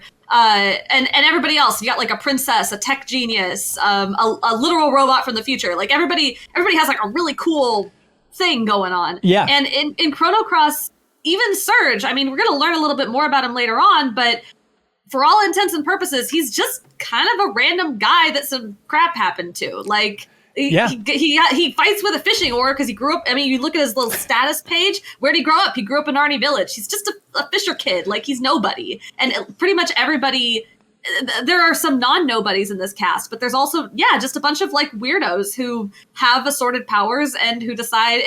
It really ties into the whole idea of like the record of fate and being able to sort of make choices that will impact the rest of the world and impact the timeline and the way the world's fate will play out. And I think it's very cool that they make such a big deal of, like pretty much anybody can be a part of some sort of quest that will ultimately decide the fate of everything. Yeah. Do you have eyeballs and can you barely talk? You're welcome to join our party. Honestly, we don't really know what's going on in here either. Can you hold something that we will classify as a weapon? All right, Nikki, you have your guitar. I guess that'll count. Just come on board, man. Here's a dumb question. Joe, I assume you're hip with the history of RPGs and stuff. The concept of a party, does that come from Fellowship of the Ring? Or is it going back to like King Arthur? Like just the idea of joining a party and going on a quest. What are the roots of that? Wow. Sorry, we need Matt Miller. If you want to call Matt Miller up on the phone, I'm sure he'd have a log. Matt Miller, I think, has probably done a lot more reading and research on this than I have. But I mean, I think that in general, the idea of a hero and that hero's companions going on a quest is very old. I guess Jesus' disciples, was that a quest? The disciples are a party, sure. Okay. Maybe the more like closer example to what we're talking about here is like Arthurian legend, right? I think that you have King Arthur, who is the main Yeah. character, presumably of his own adventure, and he has his knights. And the knights occasionally have their own side quests, but fundamentally everything sort of tracks back to King Arthur and going on adventure. But did he find, I don't know much about King Arthur other than I really like Green Knight. But I mean, is the idea that he found those folks from like wandering around and saying, you Definitely join me. depends on which story you're reading, because there are many, and some of them get very weird, about as weird as Green Knight or more. But yeah, certainly in some of them, it's a situation where he's just kind of like wandering out through the world and meeting people. And some of them, they show up to him because he's already famous enough. But it just depends on whose account you're reading. If you know the history of parties, please let us know, everybody. Chase Klein writes in and says, hey, getting back to this ghost ship, I've been playing 2 saves. Oh, this is so cool. He's been playing 2 saves, and he says, at this point, there's a pretty significant branch. But what I found pretty funny is how, in order to keep the star levels the same, they sometimes subject you to a boss gauntlet. So if you choose the route where you get Glenn, you basically have 3 boss fights in a row upon boarding the pirate ship. Where it's like, okay, here's Fargo, here's a bunch of guys, here's Polly. It's such a funny chase. I love that you're playing 2 saves. Like, you are just the perfect person to have right in for the deepest dive. So thanks for supporting us on Patreon. By the way, pretty bold to call your ship the SS Invincible. Right, nothing can go wrong. That's like, he must not know the story of Titanic, I guess. Must not have happened yet in that world. That's right, yeah. It's a Can I wrap my head around this really quick? So he's hiding from Lynx, and he's already got a pirate ship, and he's pretending to hide from Lynx that his ship is a ghost ship, but then it becomes an actual ghost ship minutes later. A real ghost ship docks against it? Is that what happened? I think. Okay, yeah. I love that. I was I love that idea. battling the whole time, so. It's an RPG trope, the ghost ship. Like, you have to go through a ghost pirate ship at some point, because we've decided that skeleton pirates are extremely cool. Right. I'm trying to think of the other stories. It feels like something that should be on the tip of my tongue for like a movie or something of like, we're going to pretend that we're monsters, but then it turns out monsters are real. Like, what is that trope? There's something very popular that is that trope that I can't think of, but yeah. Well, speaking of tropes real quick, when I met Fargo, I thought it was going to be that anime thing, which is like, we're going to fight before we have a conversation, and then during the fight, we're going to realize that we're actually on the same team and become friends. Right. Which it doesn't do, so I appreciated that. Yeah. Fargo's your bitter rival. Alec Altus, I'm sorry, says, I was about to be done with the game after getting stuck on the pirate ship trying to find the key. I looked it up, and guides kept showing the pirate at the end having it, but when I talked to him, he didn't. Thanks to whoever was in the Twitch chat when Hanson was streaming that explained it could be any pirate to give it to me. I had to go back to the first one I saw. At this point, I'm enjoying the game even more, and I'm excited to continue. Yeah, so it turns out what it is if you kill, or if you help all the pirates along the way, then the pirate at the end has the key for you. But if you don't attack every monster that's attacking a pirate, then the key's location is randomized. Whoa, I didn't know that. I had no idea. Because why would you not help them? Yeah. Shuffle Guy wrote in saying, I love how Chrono Cross teaches you and the youth tips for real life. Remember, kids, if a pirate offers you a medicine in the form of liquor, don't drink it. It's probably poisonous. Although, something else, mine cured me completely. Apparently that's randomized. Oh my God. Yeah, I love it. Weird. This game is weird. It's 3 things. It can either cure, like restore HP, cure status ailments, or inflict status ailments. I love that. That's fun. Mine inflicted. I love the background when you're on the top of the ship, and it's like that water background. It's just like this weird gyrating. Yeah. It's so jank and ugly, but I love it. Doesn't look great, especially if you have it fast forwarding. It looks awful. Yes. Yeah. Exactly. And somebody in the chat helped me out saying before I got to this ship, they're like, make sure you load up on meteors, like that white spell. I was like, I don't know why, but then meteor just like destroys those skeletons. It's just ridiculous. Okay. Also, was it on the pirate ship? I think it was, where there's an enemy called the tsetse fly, and it's just like this horrifying bug monstrosity. Bad. That too, specifically, because it's like the tsetse fly, it's got these like scythes for arms, essentially, and it's like, it freaked me out. Yeah. It is no good. Another thing was, did anybody else have a tough time finding that vent in the kitchen on the ghost ship to get to the other area? I remember there was a vent. Like, I knew that was the case, but I couldn't remember where it was. And so I did spend several minutes running in and out of rooms trying to remember where this thing was. But I think the guy in the room tells you about it, right? Or says there's a vent. Oh, is that right? Maybe I got that lucky and just noticed it right away. But it could be. Someone called it out. Yeah. I love that. I love that they do throw you in the brig, and they've decided you're their enemy. But then when the actual ghost ship shows up, everybody collectively agrees we have bigger problems to worry about. Like, whatever. Yes. And then they actively help you because you are no longer the big threat. Yep. Yeah. Yep. Matt. Oh, hang on. Talking a little bit about Fargo, he talks about this. He says something about like, oh, things have been crazy lately since the humans came in and stuff. Is the implication of this world that the humans have recently invaded this world, or is this a matter of like, well, okay, no, yes. I don't want to talk about it. Okay, gotcha. Good observation. Thank you. Matt Corrado writes in and says, there's a man on Water Dragon Isle that gives you Skelly's sturdy ribs. Afterwards, he says that ever since he found it, a strange skeleton thing has been haunting his dreams, saying, put my body back together. He's more than happy to pass it on. However, he was currently in the presence of a human-sized straw effigy brought to life, twirling around on one foot right in front of him. Do you think the people in this world are jaded to the monsters walking around them? Where is the line drawn between nightmares and normalcy here? That's a great question. I feel like I should have read this earlier. Yeah, there's demi-humans and stuff. I mean, it seems like anything can be anything. Anything can be anything, man. I also, I get a kick out of the fact like, oh, here's a cool magician named Guile. He's a magician. And it's like, right. Yeah, I'm a fisherman who can summon meteors from the sky. Yeah, but this is like cool magic. Have you seen his wand float around, bro? I mean, that's one of my favorite things in fantasy worlds is establishing what the rules of the world are by what people are surprised at. Right. So magic is normal. Like, everybody's got weird kinds of magic. We take it for granted. Some people have stronger magic than others. Maybe we're concerned about that, but it's like fine. But a skeleton haunting your dreams, that's not something that happens every day. This is new.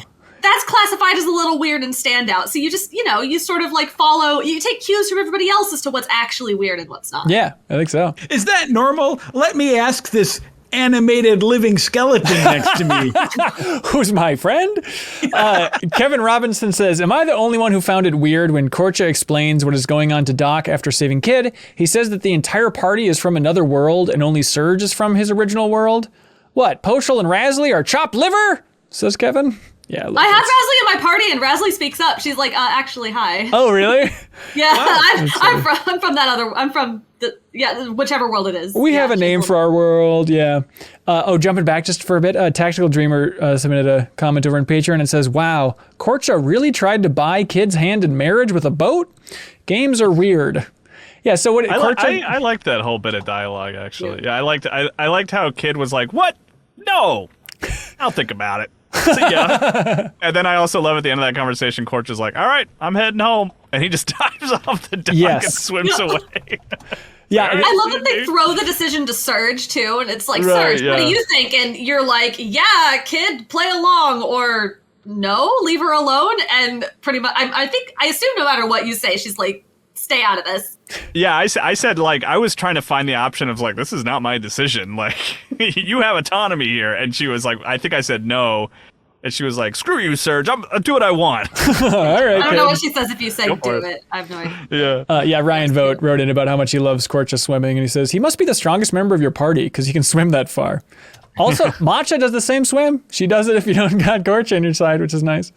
Yep. Tony the Swordsman writes in and says, so when I returned to our dimension, I brought another Lena. I love just calling her that. And I saw the original one. I was worried I'd cause some rift with both of them being there together, but nope. Why are they so cool about seeing their alternate self? Literally played off like, she looks like me, but whatever, see ya. I had that same thing where I went to the other world. I was like, oh my God, Lena on Lena, let's see how this goes. And it is genuinely like, does she look a little bit like me? Well, Surge, tell me the story later. Okay, bye. That's it. It's like, what? Another great thing is if you take Lena back to your home world. Yeah. And you go back up to Cape Howell. Yes. Where the thing was written in. Did someone write in about this? Brandon wrote in about it. All right, he can tell the story then. Brandon says, "Shut up, Joe. I'll take it from here. Hello, Surge Squad. I made it a priority to let both versions of Lena meet upon returning to the homeworld for the first time. After seeing that there was, in fact, special dialogue for this, I started seeking out more of it. I ended up taking Lena to Cape Howell to see the Surge plus Lena rock. To my surprise, there was a full scene and not just 1 or 2 lines. Between this scene, the campfire scene with Kid, and Karsh being surprised that Glenn is with me, it seems there's an almost overwhelming amount of optional missable dialogue in this game." Wow.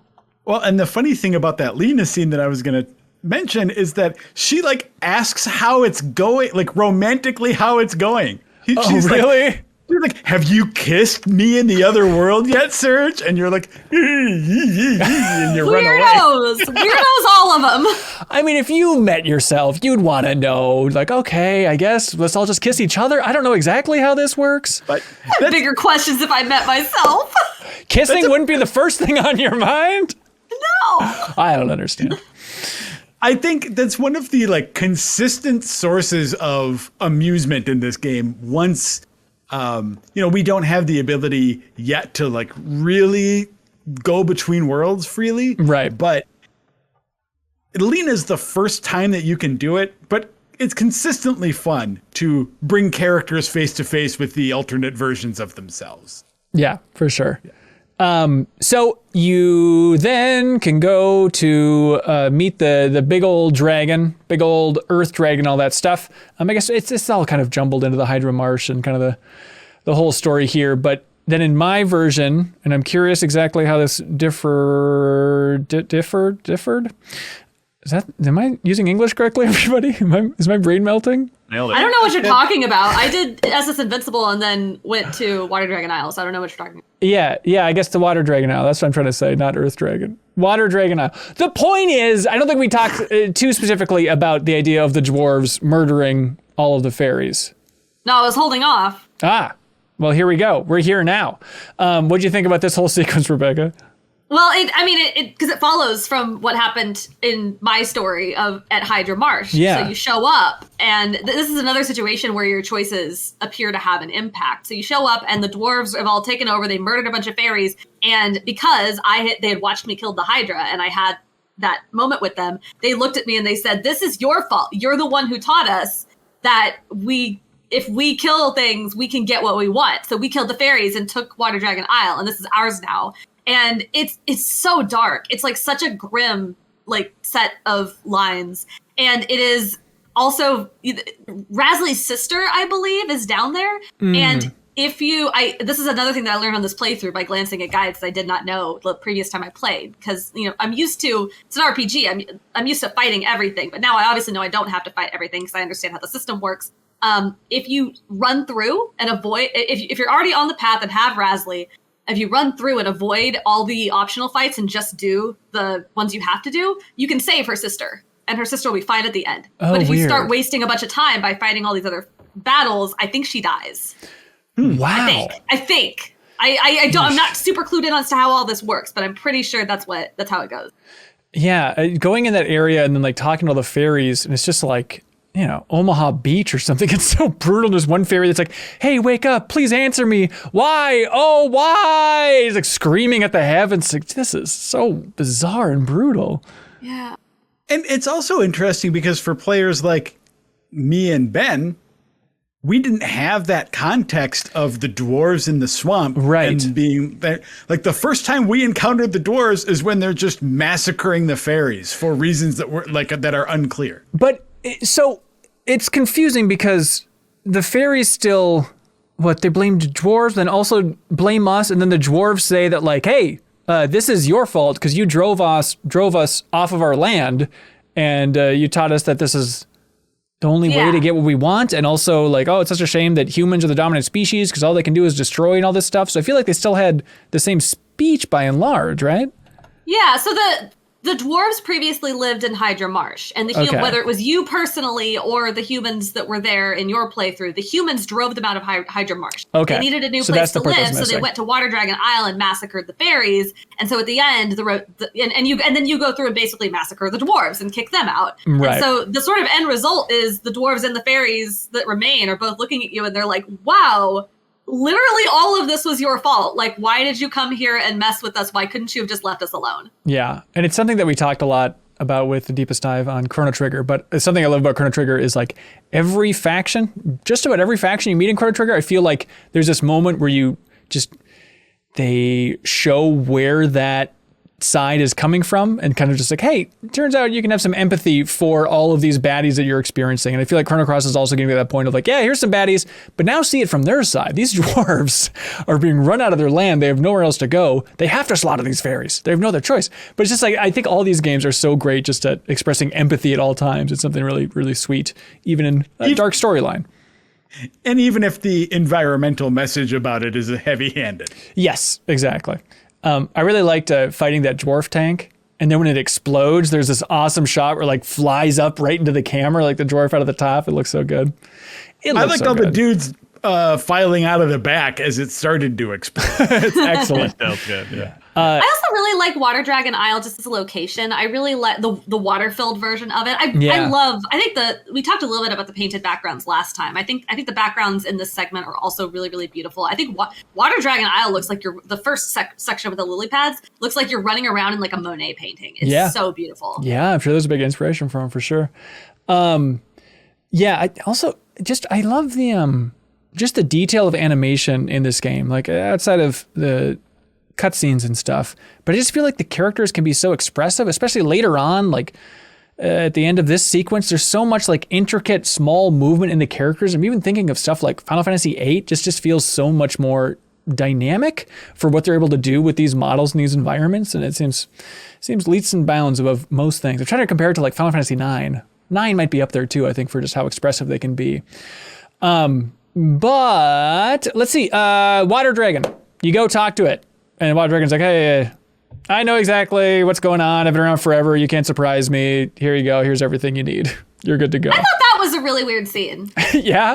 Yeah, I thought it was weird on the heels of what just happened with the fairies and the dragons. I mean, at this point in the story, I don't really know much about the dragons and their role in the world, but you would assume that a water dragon of Water Dragon Isle, who has lived presumably in harmony with the fairies for millennia or however long it's been, right, would be possibly upset at the people who caused the massacre of the fairies that it used to live with and the destruction of the environment. Like, I didn't fully understand why the dragon wanted to help me, and maybe that's just another fact about Chrono Cross that I'll find out later that I've forgotten, but it was a very weird scene. And maybe just if you're an eternal being... Maybe they've just seen it cycle so much, right? I mean, yeah, they're Dr. Manhattan. The fairies at this killed point. a group hundreds of years ago, that or something like that. But I think, yeah, you make a good point. It did feel like the dragon was kind of separate from everything that happened up to that point. Like they were like, yeah, no, I got you. Here you go.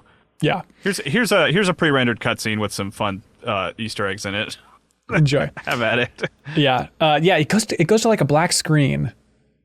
After the Water Dragon, it says, "Wilt thou change this world, or wilt thou change thyself?"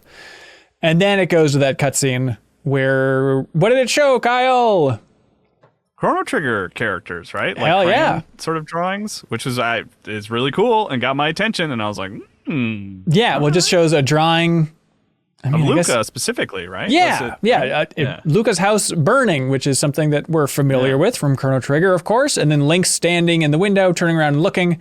And that's like there's the big old connection, everybody.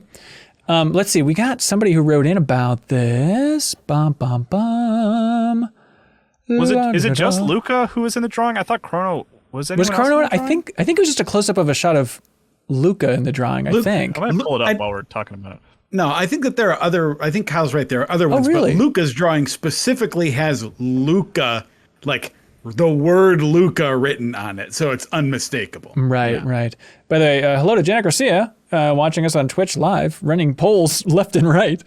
But anyways, Darwin writes in and says, hey, with that cutscene, is that the first time we get an explicit callback to Chrono Trigger? Well, other than Lynx screaming the word Chrono Trigger, I guess. But yeah, I mean, but even that's like, I don't know how explicit that doesn't is. Even count. I don't know. That's yeah. I didn't even feel like that was like a Lynx, really. Zach Gallo writes in and says, I love the campfire scene with Kid after Wild Dragon Isle. Her monologue was surprisingly well written and poignant. It fleshed her character out in a way that we hadn't seen from anyone else in the cast so far. We learned about her past and her worldview and why she's doing what she's doing. They told us also a bit about her past while still leaving more for us to explore later. The game's writing continues to impress me. So this is where it's kind of weird, but like, I'll just focus on Kyle. Do you remember what Kid talks about here for her past? Doesn't she talk about like Lynx, like burning down her village and stuff? Or is there another specific thing that I'm just well, that's what she said. So she says that she was abandoned by her family, I believe, and that her kind of big sister figure found her. And that her big sister loved tinkering with machines and robots and all this stuff. And she was very smart. And then Lynx killed her and burned down the place. So seems pretty clear that Luca is that figure, especially when you factor in the ending of Chrono Trigger, which we talked about. And remember, like, I don't know if you do remember this, Kyle. I had to refresh my memory myself. But you remember in the animated cutscene that they had for the PlayStation version of Chrono Trigger, they added that sequence where they show Luca walking through the forest with a little robo, and they actually find the baby in the forest. Oh, right. Okay. That's Kid, potentially? That's Kid. That's the assumption? Oh. Right. So did the PS1 version of Chrono Trigger come out before Chrono Cross? Yes, it did. It came out after Radical Dreamers then, I think. Okay. So, but what I'm wondering is, like, to while they were animating that cutscene, was that they were, like, writing Chrono Cross? They were prepping Chrono Cross, and they... Well, this is where it comes into, like, the Radical Dreamers timeline and stuff we can talk about in a later episode. But I'd imagine that had been established there, so they're starting to seed that then. Even if not as directly as like, oh, this is setting up a future RPG called Chrono Cross. Because I can't imagine, well, maybe at that point. I mean, that was 98 maybe when that Final Fantasy Origin or Chronicle? Which one was that? Chronicle? I don't remember the name. I feel like Chrono Cross came first, and that scene was added to the PlayStation Chrono Trigger. Yes. To make that connection for people who'd already played Chrono Cross. Yeah, you're completely right. That would make more sense. That was late. Yeah, that was 2001 when Final Fantasy Chronicles came out. So, by the way, just for clarity, I pulled up that cutscene, and it's definitely Luca and definitely Chrono. Chrono's like more front and center. Oh, really? And actually, the presumption is like there's a blonde woman drawing, and I mean, I'm guessing it's Marl or Marla. I don't know if we ever decided how to pronounce her name, but it also kind of looks like it could be Ayla, honestly, because it's like a kid's drawing, so it's kind of hard to tell specifically. But cool. But that was really cool. There we go. That was exciting to see. There you go, Chrono Trigger fans. We got it all now. Rory Sublet. Well, I don't know. I'm going to keep digging into this, I guess, Kyle. Like, what do you think of that? That idea that Kid was raised by Luca? That seems huge. Honestly, I did not remember that it was that explicit. That's awesome. Like, that's really cool because, like, I was always under the assumption that, like, there was, like, the ties were really light to Chrono Trigger. But that's, like, way more direct than I've just even seen the drawings. Yeah. In the house is like, oh, we're really tying back to Chrono Trigger. And then to kind of get the hints and more later that, you know, Luca was part of that world and existed there and was doing things like that's exciting and cool. Yeah. And oh yeah, go ahead. May I give you this as well, Kyle? And before someone comes and tells me I'm spoiling something, this is all stuff that is up to this point. I swear to you. Yes. So you have heard I mentioned Pore before. Yes. And Pore, we've heard it mentioned in passing so far. We know that like the Pore army is currently investigating Fossil Valley in Homeworld, and that's why we haven't been able to go up north yet. So people in Termina are talking about the Pore army. Like you keep hearing distantly about the Pore army. Pore was a place in Chrono Trigger. It's I believe, is it south of the bridge from Guardia? Is that what it is? Yep. It's the place on the other side of the bridge. It was a nation in Chrono Trigger, and we didn't. There's like a little bit of it, I believe, in medieval times because I'm trying to remember. Are they the ones that are at war with Guardia in medieval times? Is that them or is that somebody else? I don't remember. I don't remember. It's like a small. It's Magus's army that they're at war with in medieval. Oh right, but they're coming up through Pore, right? But anyway, across the bridge. Yeah, but it's a place in Chrono Trigger. It is a place in Chrono Trigger. So when you're hearing about Pore, that is the same Pore. Now, what that means, who can say? Right. Yeah, it is. This is in the same world. They have mentioned the mainland before. Yes. And actually, a fun fact, if you have Guile in your party, so when you open up their status pages, it'll tell you where the characters are from. So, like, Surge is from Arnie Village. Guile is from the Xenon continent, which is where the majority of Chrono Trigger. Interesting. Okay. Honestly, cool. It's so funny that this is totally a sequel to Chrono Trigger. There's no, they never. It's called Chrono Cross, but I'm still like, whoa. This takes place after Chrono Trigger. There's real connections. If you would have asked me before we started this about the explicit connections to Chrono Trigger, I just remember I remember there's one that we haven't gotten to yet, and that's about it. And I think this is just the consequence of playing Chrono Cross first and then Chrono Trigger and then looking up the connections, but looking up the connections 20 years ago and then really forgetting about it. So it's kind of fun. I'm really curious to see where it goes because genuinely, I don't really remember to what extent it gets into it. I love this format. I know people wanted a more direct sequel. I know they wanted a more obvious Chrono Trigger 2 with Chrono as the star or whatever. Right. But man, I loved this setup of very slowly being able to put the pieces together as to how El Nido and how these characters fit into the wider world of Chrono Trigger. And there's more to come, but it is so cool to just slowly watch them fall into place and watch the gears click together and be like, oh! Yeah, for sure. Yeah. And I still stand by what we were talking about last episode too, which is that ultimately you don't need to play Chrono Trigger to understand and appreciate what's going on here. And I know not everything is like a Souls game, but one of the things about this that the Chrono Trigger connections remind me of is almost like the way you have to search for a story in a FromSoft game, right? It's like if you know the poor army connection and all of these other story callbacks, you can draw those lines, but ultimately I don't think it affects your ability to appreciate what's happening in Chrono Trigger on a moment or in Chrono Cross on a moment to moment level. Yeah. I mean, yeah, because Luca is a fun connection for me, but if you're just playing Chrono Cross, it's still impactful to know that Lynx killed her family. Mother was killed. Totally. And what do you even need to know beyond Luca, that's a Chrono Trigger character, right? And then mystery solved. That's all you need to know about her at that point. Yeah. To appreciate the connection. She does machines. Also, I guess we mentioned earlier. I think of Donatello. Oh, I always get those two confused. But we didn't really make the explicit connection between Luminaire, the idea that Surge gets to move Luminaire. That's one of the best moves in Chrono Trigger. I love Luminaire. Was it really? Mm-hmm. That? No, I missed that. Yeah, that's Chrono's best move ever. Yeah. Wait, you don't have Luminaire, Kyle? No, I do. I didn't realize it was a Chrono Trigger reference. Yep. Oh, yeah. Yeah. Rory Sublet writes in, because now we're going to do it. And I love even they frame this as a point of no return. Okay, do you really want to go into this whole thing? Because this is Mount Pyre now, I think is when they first bring that up. Hang on. Yeah, he's kind of in Fort Dragonia. We haven't really covered Mount Pyre too much. But going through that, you can freeze the lava now, which I'm still getting used to that idea of I ran in there, got burned 1,000 times. I'm oh, that's right. I need to go to the key item menu to freeze the lava. Okay. Yep. And then when I finally remembered, I locked myself out of a dang treasure chest because I froze it in the ground before walking in the lava to get it first. See, same thing. This is where it pays to be really stupid and to forget about that key item thing. So to Google, why do I keep dying here? And then it told me in that little walkthrough reminder, make sure to get the treasure chest before. So that's not much of an alert. Right, there's no sound or anything. All of a sudden you just enter a fight and you're like, why do I have 1 HP? Yeah, exactly. I know, it is wild. Oh, I was totally wrong about the point of no returning. That's just for Fort Dragonia coming up.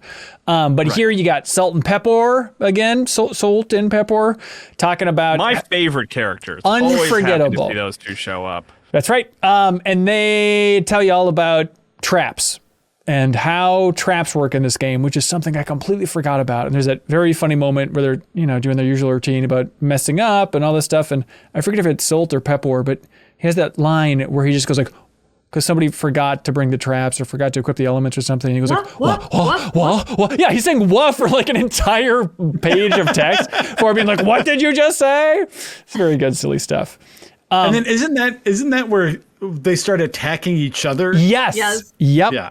Oh, it's so funny. And I love that feeling too, seeing the enemies attack each other. You feel I'm getting a head start in this battle. I'm like, no, it's obviously they balance so that it would all make sense. It's not like this is a random wild event that's bringing down their HP in a big way. Well, and also it's salt and pepper, so it's not like they're really designed to push your capabilities. That's right. Yeah. But yeah, traps. I haven't used any yet, but I see a lot of people in the MinnMax Discord, which, by the way, quick plug. If you're playing along and you support us in tier on Patreon, you can jump to the MinnMax Discord.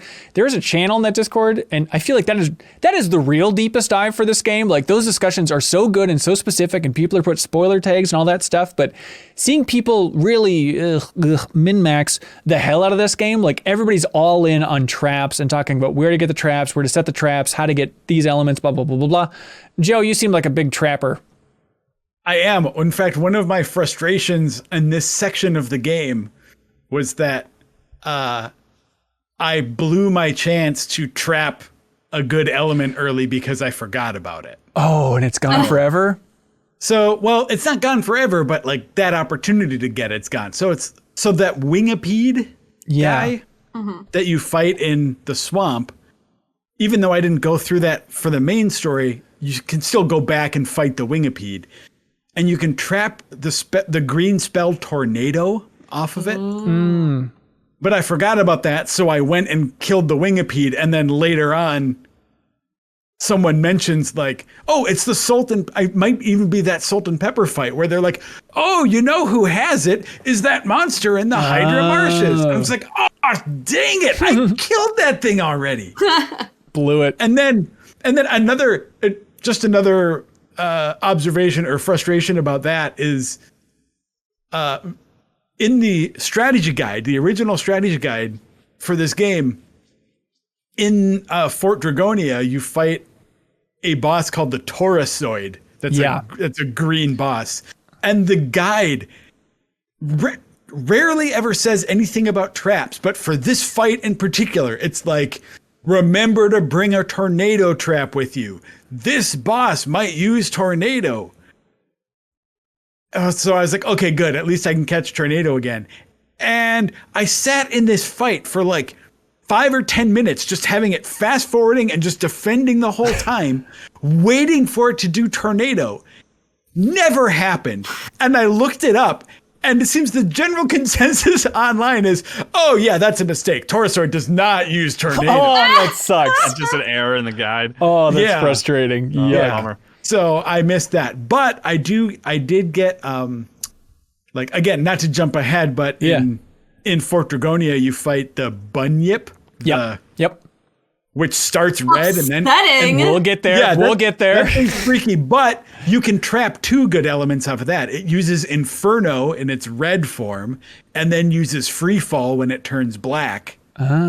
So anyway, I like traps. They're fun. I am not optimizing this game at all. I play RPGs. I use damaging abilities. That's what I do. I do not mess with status effects. I do not mess with buffs and debuffs. I do not touch traps. I do not touch anything that is not an ability that does lots and lots of damage. Well, I like those the elements like that are if it's like change it to all black. I'm like, get out of here. Nah, give me something that takes away HP from somebody else. I don't need exactly. You fool. Yeah. Well, and normally I feel like most RPGs are like that, and most RPGs reward that behavior. And as much as I love Chrono Cross, I don't think there's no way to know when you're going into a fight with the wingipede. There's nothing to warn you apart from that one in that one fight with Salt and Pepper to warn you like, hey, this thing is going to be using an element that is going to be more powerful than any other element you can buy right now. But if you want to get it, you need to trap it. And here's how that works. It's just not very clearly communicated, which is kind of tragic because if you love using powerful elements, you should be trapping them because you get the best stuff that way. Yeah. Timothy Smith says, hey, let's talk elements. At this point, you can already get some absurd elements. Once you leave Termina to sail around, you can go to Marbule and get your Eagle Eye and Strengthen. These on your hard-hitting characters is actually broken. 99% hits every time for multiple turns? Sure. Yeah, it kept auto-allocating Eagle Eye, and I was like, I don't know about this. And then using it's like, okay, yeah, I should be using this a lot, because just to not really have to worry about missing and just bam, 3 power hits over and over again is very satisfying. Okay, maybe I'll put on Eagle Eye. You should try Eagle Eye. Timothy says, also you can get trap elements from the same shop after the Ghost Ship section. You can trap Earthquake from the Centaur pod in Netherworld Hydra Marshes. Once the field is yellow, it will cast it almost every turn, so you can get 3 in one fight. And then Jordan Brown says you can get the Golem summon from the centipedes in Hydra Marshes too. Wow. Really? You can trap a summon? Down in Hydra Marsh. There's a whole layer to this game that I just never bothered touching. Yeah. Well, this is the time to do it, I guess. I love the quick mention of going to Marbule. I forgot about when you walk into that town and there's a guy just throwing rocks at you like, human, get out, you piece of crap. It's like, oh my God. All right. Yeah, that was another one of those instances where I was like, I get it. I understand. You're too meek, Kyle. You need to stand up for humanity in your game, please. We're destroying everything. Yeah, but come on, we're cool. I think that's an example of another thing I really like about the way this game works and is structured is that once you get that boat, there's a clear critical path that you're supposed to do, right? Or, relatively clear. Relatively someone clear. says, hey, go to the Hermit's Hideaway. And then someone says, go to the ship. And then someone says, go to Marbule or whatever. But I like that the world is small enough that you can be like, okay, I know I'm supposed to go to Hermit's Hideaway, but it's going to let me go to Sky Dragon Isle. So I'm just going to see what's happening on Sky Dragon Isle. And I don't know what the Isle of the Damned is, but I'm going to walk around there for a little bit. And even though all of the quest lines and like everything you can do at those places aren't fully fleshed out, it still rewards that exploration by, you get that skelly piece by going somewhere you're not supposed to earlier. You get those, like the person wrote in about, you get those elements at that shop because you're just like, I wonder what the game will let me do. Yeah. Where will the game let me go? How far can I sort of push the boundaries of this story before it rubber bands back and pushes me forward? Yeah, and it's pretty rare. I enjoy that. Yeah, it's rare for an RPG to like give you a boat and just say, yeah, basically go anywhere you can, have at it. It's not doing like the tiny Bronco move from Final Fantasy VII. Like, okay, you can kind of go to light colored water, but not dark colored water yet, and all that stuff. Yeah. I also really like that it's sort of doing a reversal of what we saw in the first segment of the game. And I say this genuinely not remembering a whole big chunk of this game and what we're going to see next. Like, I genuinely don't remember this. It's just something that I'm thinking about. I know. So when you start out in Homeworld and you get to see like a small chunk of the game, like you go through Arnie, you can see like the Hydra Marshes a little bit. You can see sort of the Cape Howell and a few other little places. But Fossil Valley continues to be blocked off. Like you cannot get up to Fossil Valley the whole time. And then you go to another world and you see all the places that you've been in Homeworld. And then you go up through Fossil Valley. You get access to Termina. You get a boat. And then you get to sail around to all these places. So now we have another situation where we've seen a lot of another world, but we don't know what our own home world looks like in all of these places. And we know a couple situations, like we understand the difference in the Hydra Marshes and Water Dragon Isle at this point, but there's a whole bunch of places that we've now seen in another world that we do not know the equivalence of in home. And I know that that's coming up, and I'm very excited to remind myself of what the differences are. Yeah. Yeah. I think that's a real clever carrot that they dangle in front of you, that they get you so familiar. You spend so much time in Termina. You spend so much time in and around Viper Manor that suddenly you've seen how different some things can be already. And I think it's a very clever like bit of withholding the game does because it really makes you curious. Like, okay, now I really want to go up and see what's going on in Termina, and you can't. Yeah. Or so. I love an umpire fighting those three folks up top. Who is it? We got Karsh, Marcy, and Zoa. Is that the three? Yeah. Yes. Zoa. Beautiful Zoa. I freaking love Marcy. I love how much she hates Surge. And she's like, I hate your friends. I hate your dad. I hate your grandma. I hate your grandpa. I hate your great grandpa. And then I love like it carries into the combat too. Like as she's attacking, she's like, I hate you. She is the best. She's so fun. And I love her, string phone attack, where it's just like the little like, I don't know, kid walkie-talkie system, just like throwing crap at you. She's so fun. She's so fun. Rory Soblet writes in and says, Fort Dragonia. Hey, the place from the beginning. Did anybody else switch back to the party they first saw? Obviously, I'll take any excuse to bring Poshel along, that dirty dog. Hell I couldn't because I had Doc, and I didn't do the route that gives me Doc, so I couldn't do it. It's rough. There are other things too. Like, I mentioned that one of my restarts it started with Poshel, and then it gave me Van, and then it gave me Greco, which I stuck with. But you can't have Van yet. Oh yeah, weird. That's a good point. You can't. So that's a weird sort of like, not only for certain story choice reasons, but also just like the game does not let you have certain characters that it gives you. Yeah. Well, I think last week I said that I was like, it was some dude and I didn't know who it was. But in retrospect, I'm pretty sure it was Fargo.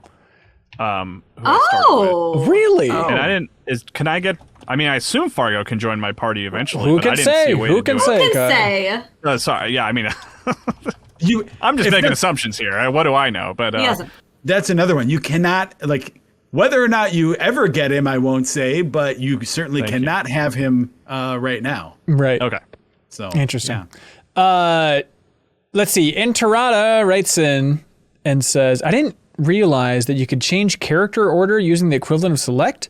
So that head, body, tail puzzle in Fort Dragonia was a real head scratcher for me, more like a tail scratcher, until I finally looked up a really guide. Obnoxious and took me way longer to solve. They're being very polite. Oh, a real head scratcher. It's like, why would I assume that it would change the order of my party by hitting select? Well, isn't there like a pad outside of that area that if you go on it, it's like a little light pad, it'll automatically shuffle your party, so you don't even need to hit select, right? Not to the correct order though. I thought maybe I had to come at that pad from a different angle to get it to switch in a different way, which doesn't do anything.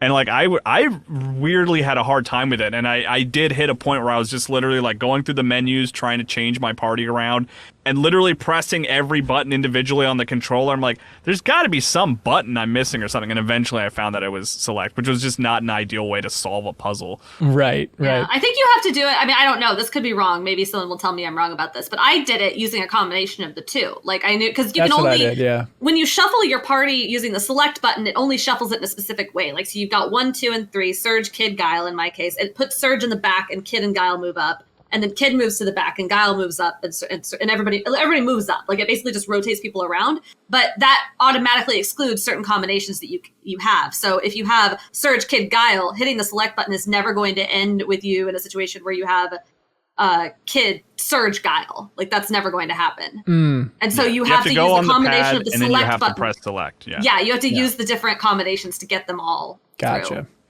But overall, I did like the puzzles of that area. That's what I was going to ask. They weren't too big. Like they were small enough where they could all be like solved on like a single screen. I liked the northeast, west, south one because it was really easy to go back and hit that red gem as I needed to once you figured out how that puzzle worked. The only one that annoyed me was the party switching thing because it was one of those instances where it's like I know exactly what I'm supposed to do. It's very clear what I'm supposed to do. I just couldn't figure out the button combination. Yeah, there's that weird one where there's like you open the 2 treasure chests in different combos to like slide the arm around. It's like, oh, that's such a weird use of treasure chests in this game, but sure. I liked it. Charlie Hunter says, I had mostly been skating by in physical attacks in this game and the occasional element for healing or just random attack spell for most of the game so far. Then Fort Dragonia put me in my place.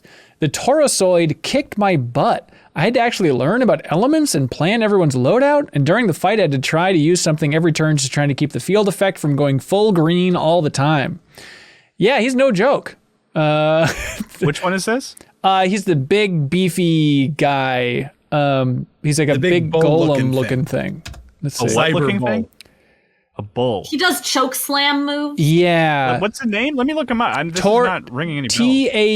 Tauru Soid. He's like, bull golem, I guess is the best way to put. A cyber bully. Yeah, something like that. It's definitely getting to the point where I think I technically got a game over for the first time in this game from the little fire dragon that was in Mount Pyre. The little guy in the path, he kicked my butt. And I forgot about that weird game over screen where like that text pops up. I forget what it says. Oh yeah. This life force called Surge was not even allowed to be born into this world. Fate has no forgiveness for those who dare stand against it. And the game over music is so... Yeah. Hot tip, you can just quit the game to load your save faster once you see that screen. No, I want to feel it. I want to feel what it's like to not exist as Surge in this world anymore. That's the existentialism of Chrono Cross. That's it. What's that, Joe? Did you say you haven't seen one? I haven't seen a game over. No, I should make that happen. I lost to one of those big dumb birds in Fossil Valley during the first. Oh yeah, the dodos that peck. Yeah. Not the one you fight by itself, but the one you fight with the two like tree guys. The tree guy. I was focusing on the tree guys. I should have been focusing on the bird. Yeah. So Taurosite, correct me if I'm wrong. He was using a heal spell every time I tried to use yellow on him. Is that what was going on? Yeah. He uses a heal spell every time you use yellow on him, and there are times when he's deliberately attacking. Very using green elements in rapid succession to turn the field green. Like there's not a lot you can do about that. So yeah, it's tough. He's all right. Matt Lowry writes in and says, "Can we talk about the Bunyip boss battle? When I got to the last elemental pillar in Fort Dragonia, I thought I'd be going up against a black innate monster, but was instead met by a fat red-looking rabbit that shot fire magic at me. When it eventually opened its mouth and a black goo creature with a huge eye came out, I actually said, cool. Wow, out loud. I didn't know enemies could change their innate element until this super cool boss fight." Yeah, I didn't even catch it. I was looking, I was like, is it blue? Like, oh no, it just turned into a giant black monster. It's very kind of Princess Mononoke, Spirit of the Forest, with like the goob version coming out or whatever. Yeah, upsetting! Yeah. I wasn't paying attention to the sort of, elements or whatever, innate elements, but I was like, just the design of it and how weird it was. I was like, oh, this is cool and horrifying. I like it. Yeah, it kicked my ass, and then it was very nice just to go back to it, load up on all white spells, and then it was just like, it was a joke. It just like annihilated that, nuked it from orbit, basically, but it was great.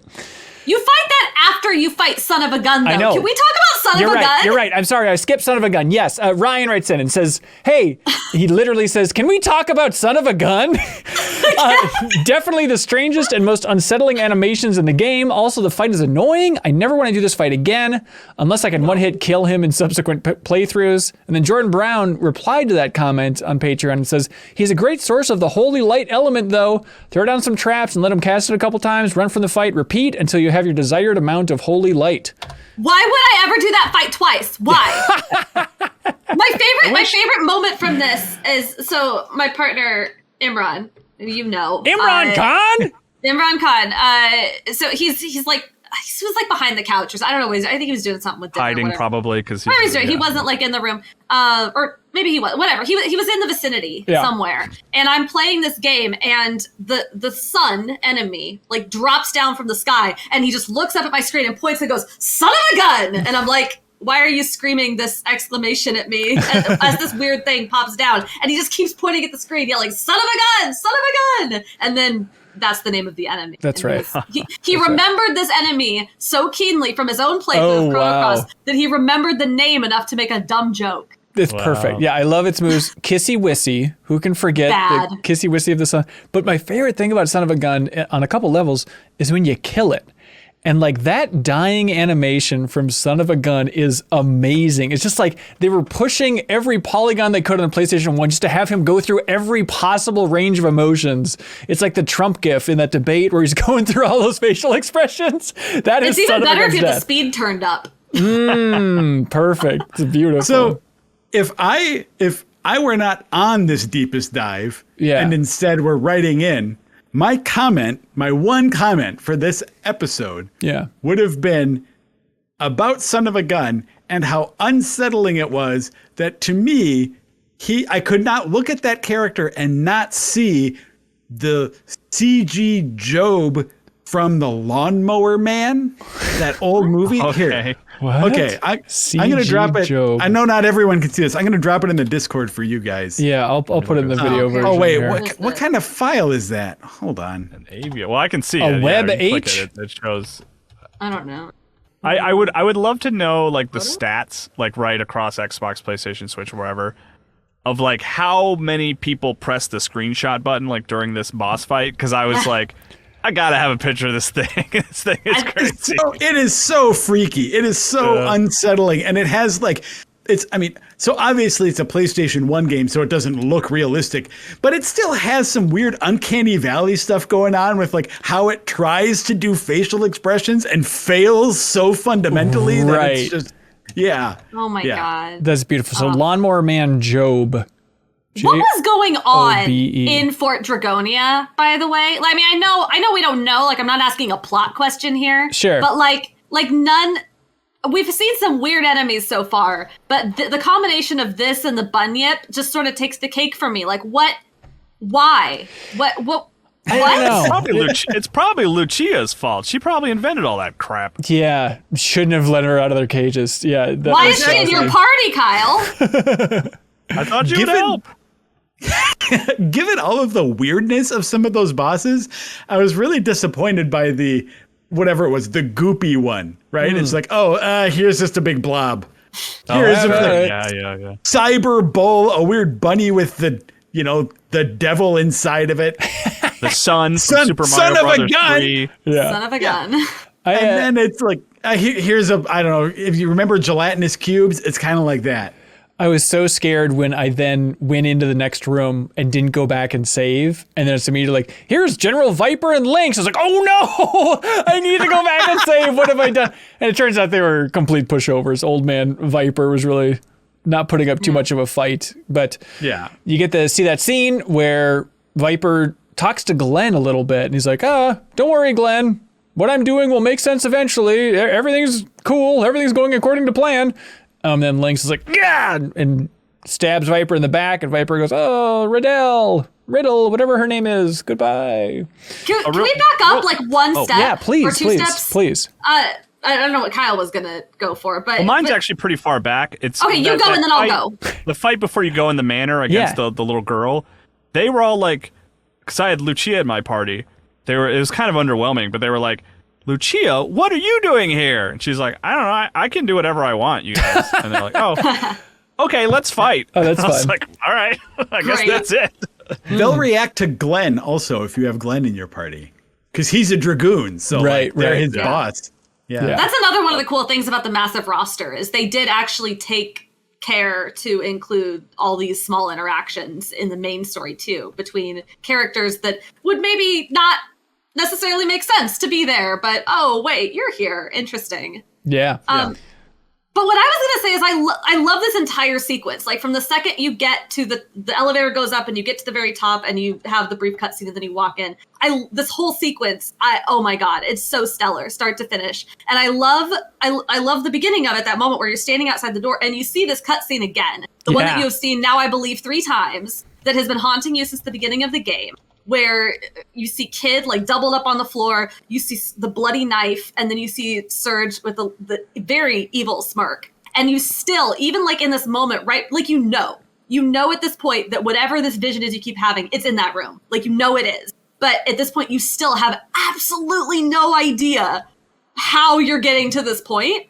And I love it. And I love you watch this cutscene and then the Surge, the silent protagonist, Kid just is like, what are we waiting for? Let's go. And Kid and whoever, they walk in and Surge kind of just like, what else do? You just go in there and hope you don't stab your friend, right? And then you still kind of do. Yeah. Kyle, what was your experience going into this thing? Well, I sent a screen cap of my notes to you and Joe, and it's basically like I was taking notes and I was like, okay, these are like my notes that I was like, Lynx was an actual panther? Okay, that's weird. And I was like, is Surge a bad guy? Like, what is happening here? And then I was like, that's weird that Surge is talking. He hasn't talked this whole game, and now he's talking. And then my next note is just the word, oh, okay, I see. Yeah. And it was like, it totally pulled the rug out from under me. I had no clue. I thought the stabbing thing was just like a potential future that we would never witness. Oh, is kind that's of what cool. I thought it was. Yeah, I was like, it's just kind of a seed to plant to be like, anything can happen, alternate versions of reality. This is one. You're going to avoid it because you're a good guy.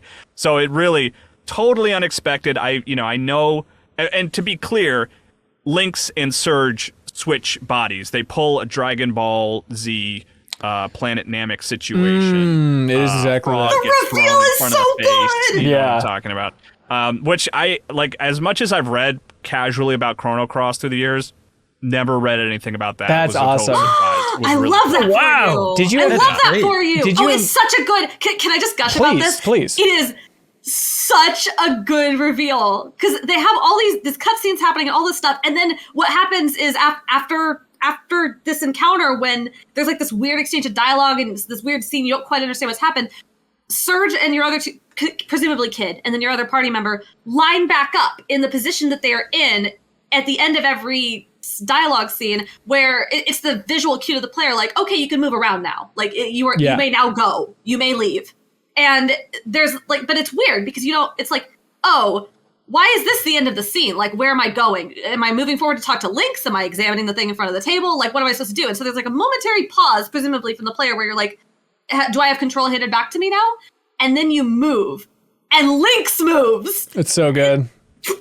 Which a little undercut for me because I usually turn it off during cutscenes, but I still had fast forward activated. So like just really sudden, like Benny Hill, but still effective. Like still an awesome way to show you what happened by giving you control over what, you know what I mean? Like telling the story through the sort of player instigated movement, which is great. At that point, have you seen the evil Surge art in the, like, has he spoken yet? Okay. No. It uses the normal art in that moment. And they're like, so it uses the normal art and then it moves back and it gives you control and you move and you take like one step and then Surge is immediately like, oh, what are you doing, Lynx? Because the implication is that the player has stepped forward and then been like, wait, what the Right. Oh, you're fine. Kill him. Yeah, I love that. It's like, okay, kid, this is your chance. We gotta kill Lynx once and for all. Let's go. Sean writes in, mirroring exactly what you're saying, Rebekah, and then says, even though this isn't my first playthrough, I still find this portion of the game so effective. I love the way the game ingrains this room into your head from the very beginning. By the time you reach the doors to this room, you're already anticipating something big to happen. This scene is the perfect example of an insert disc 2 kind of moment, and it was definitely a great stopping point for the deepest dive. Help me remember, was this the disc change moment? I don't remember. I don't remember either. I don't know. I don't remember if there was a disc change on it. Oh, there super was. Yeah, I think it's 2. Yeah. Oh, okay. I don't remember if this was it though. I think both Chrono games actually.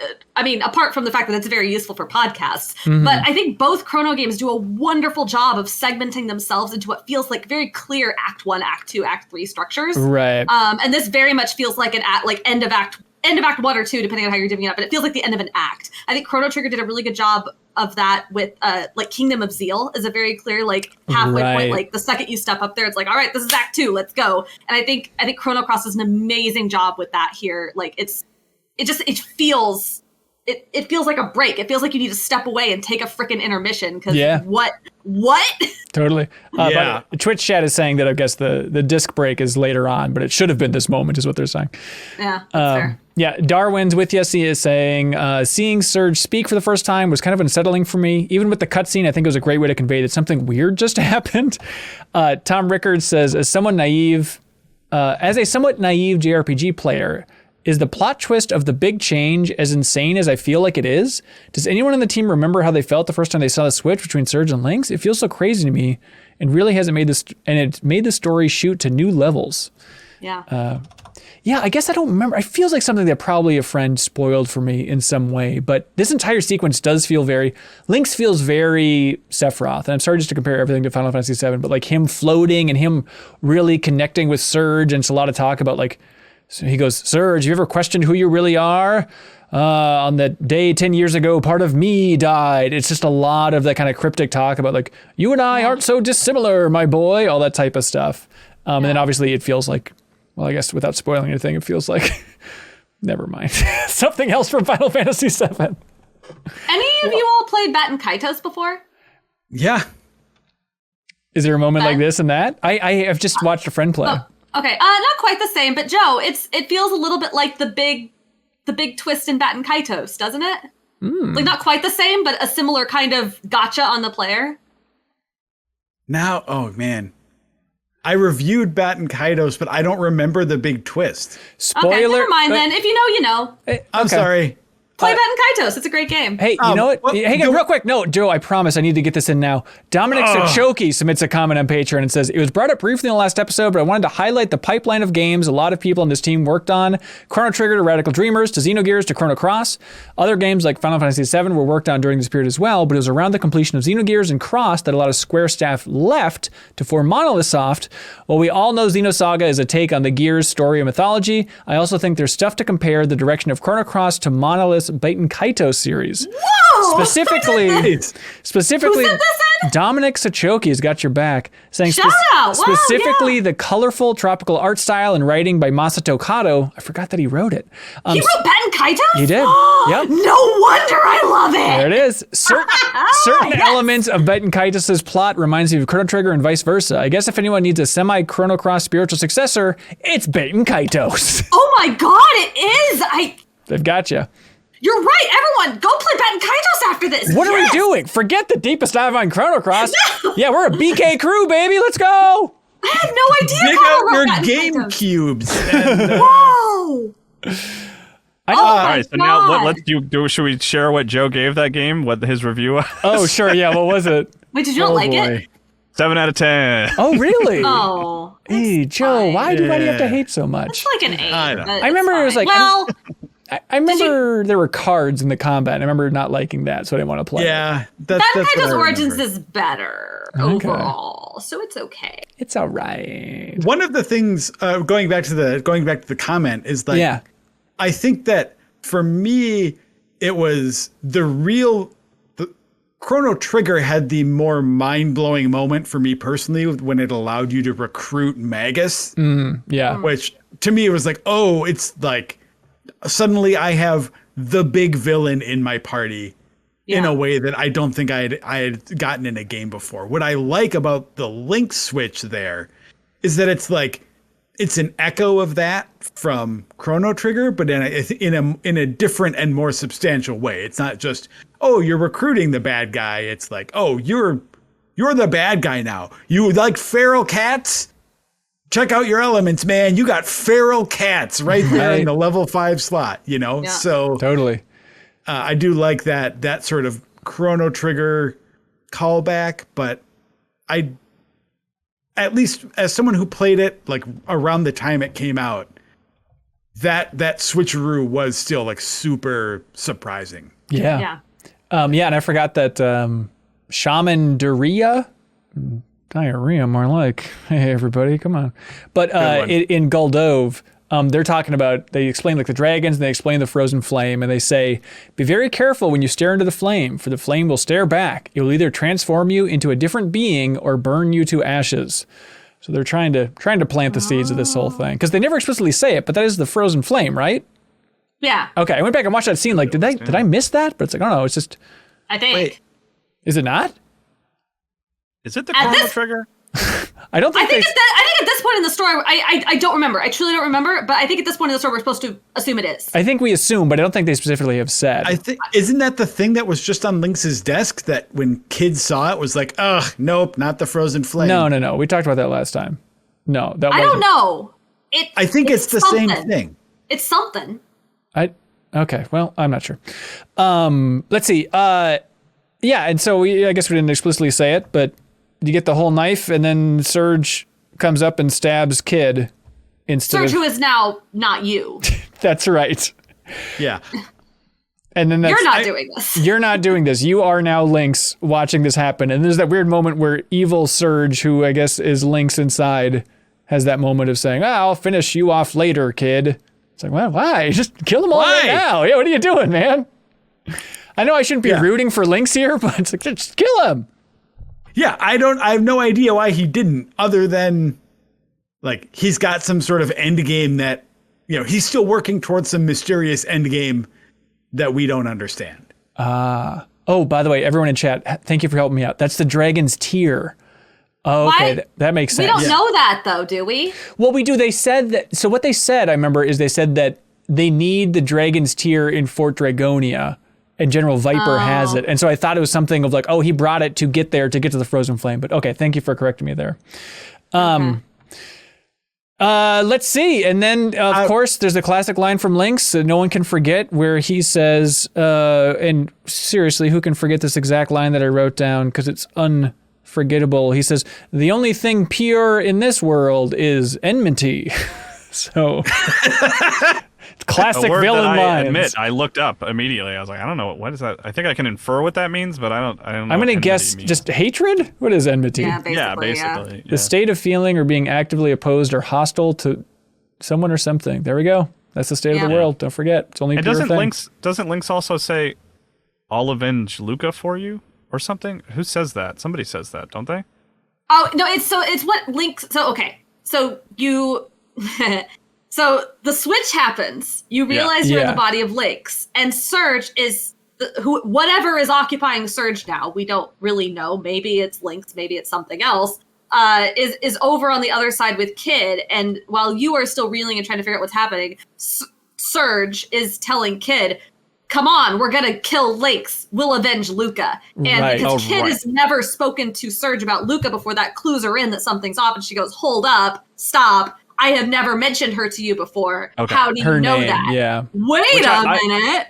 I loved that whole bit because, like, earlier you could infer that it was Luca that they were talking about with the drawings and everything, but that not only did they specifically say Luca, but it was also like, this person is very important to me. Like, you know what I mean? Like, Kid is like, Luca is this very important person to me, but I haven't told you their name. Like, it really emphasized that we're talking about Luca specifically here, which is like, okay, confirmation on my assumption. That's awesome. Which, by the way, we should point out, we just got raided by Easy Allies on Twitch while we're recording this. Thanks, everybody from Easy Allies. Thanks for being here, all these people. This is the deepest dive on Chrono Cross. We're creating the best, most thorough discussion about Chrono Cross on the internet, and we're talking about stuff in the middle of the story of Chrono Cross. So if you jumped in and you don't want spoilers for Chrono Cross, this is the worst time for a raid. Thank you, Literally Easy Allies. the biggest twist in Chrono Cross right now. Welcome. Yeah, welcome. But hey, you can check out the deepest dive on our YouTube channel to see the part 1, and you can join in. It's not too late. We'd love to read your comments on the show, or you can unlock the podcast version over on Patreon. All right, thanks so much. Oh, people are screaming, "Spoil us, LOL, spoil us." Okay, here we go. We agree that Chrono Cross... This is a weird kink, folks. That's a very weird thing. Red Sky says Chrono Cross is one of the greats. Hey, that's why we're trying to give it the conversation it deserves. Thanks for being here, everybody. Okay, Joe, sorry. Go ahead. I just wanted to quick throw out that I was such an idiot when I played this game for the very first time that it never even registered for me that Surge was a silent protagonist. Oh, sure. In the same way that even in Chrono Trigger, it didn't register that Chrono was a silent protagonist. It's like my mind, my dumb young brain was so eager to fill in whatever like personality and dialogue I thought was going on there. Yeah. That it did not even occur to me that it was absent. So that scene when Surge is talking, when he has not had a single line of explicit any dialogue. Yeah. He said question marks on the ghost ship. Yeah, a couple times, I think. Yeah. Yeah, but I mean, not like no language. Yeah. And then like it didn't even register to me that was a weird thing happening. So I'm glad that they had all of those other things that Rebekah was talking about to sort of like build up the tension in the moment, because I really missed that first one. It really went over my head when I first played it. It's the classic conundrum with silent protagonists. Like, do the other people, is he silent for them too? Because I feel like some games play it different. Sometimes they are, sometimes they aren't. And Tony the Swordsman here asks, is Surge telling everyone he is dead and not from this world? Wouldn't that be something to keep to yourself, at least for the most part? Imagine that being his response to everything. Hey, are you from around here? And then Surge just repeatedly says, no, I died in this world.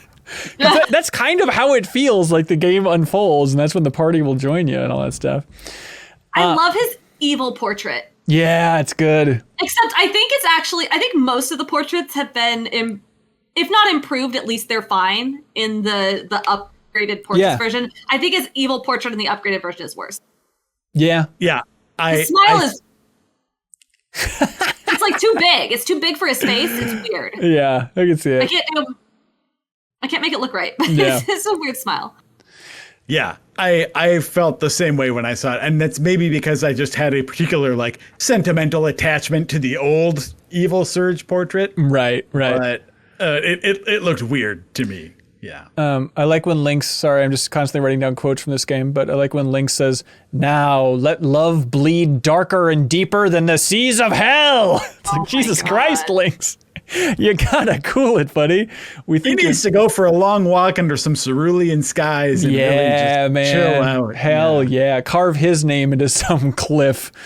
Me plus feral cats. Someone just reminded me in the chat that his evil portrait also in the new version of the evil portrait also has fangs for no reason. Yeah, that's right. Yeah. I guess if you're a jaguar panther man going into human form, you want to immediately make sure you still kind of have fangs. Yeah. Ethan Poe says, "This is my first time with Chrono Cross, and the expressionist zone as you first play as Lynx is maybe my favorite shift in visuals in any game, period. It's just awesome." So let's talk about up until, I guess, the save point was kind of a good stopping point here. But yeah, like, I forgot what this world looked like, but then it is so vibrant. I was like, is this just like the weird AI upscaling of the remaster? In the original, was it as painterly as this? It just looks bizarre. I thought my TV had messed up. Yeah. Real quick, is everyone switched to like the new visuals? Because I switched to the old visuals. Oh, really? Yeah, I've been playing with the old visuals the whole time. Interesting. I'm on new.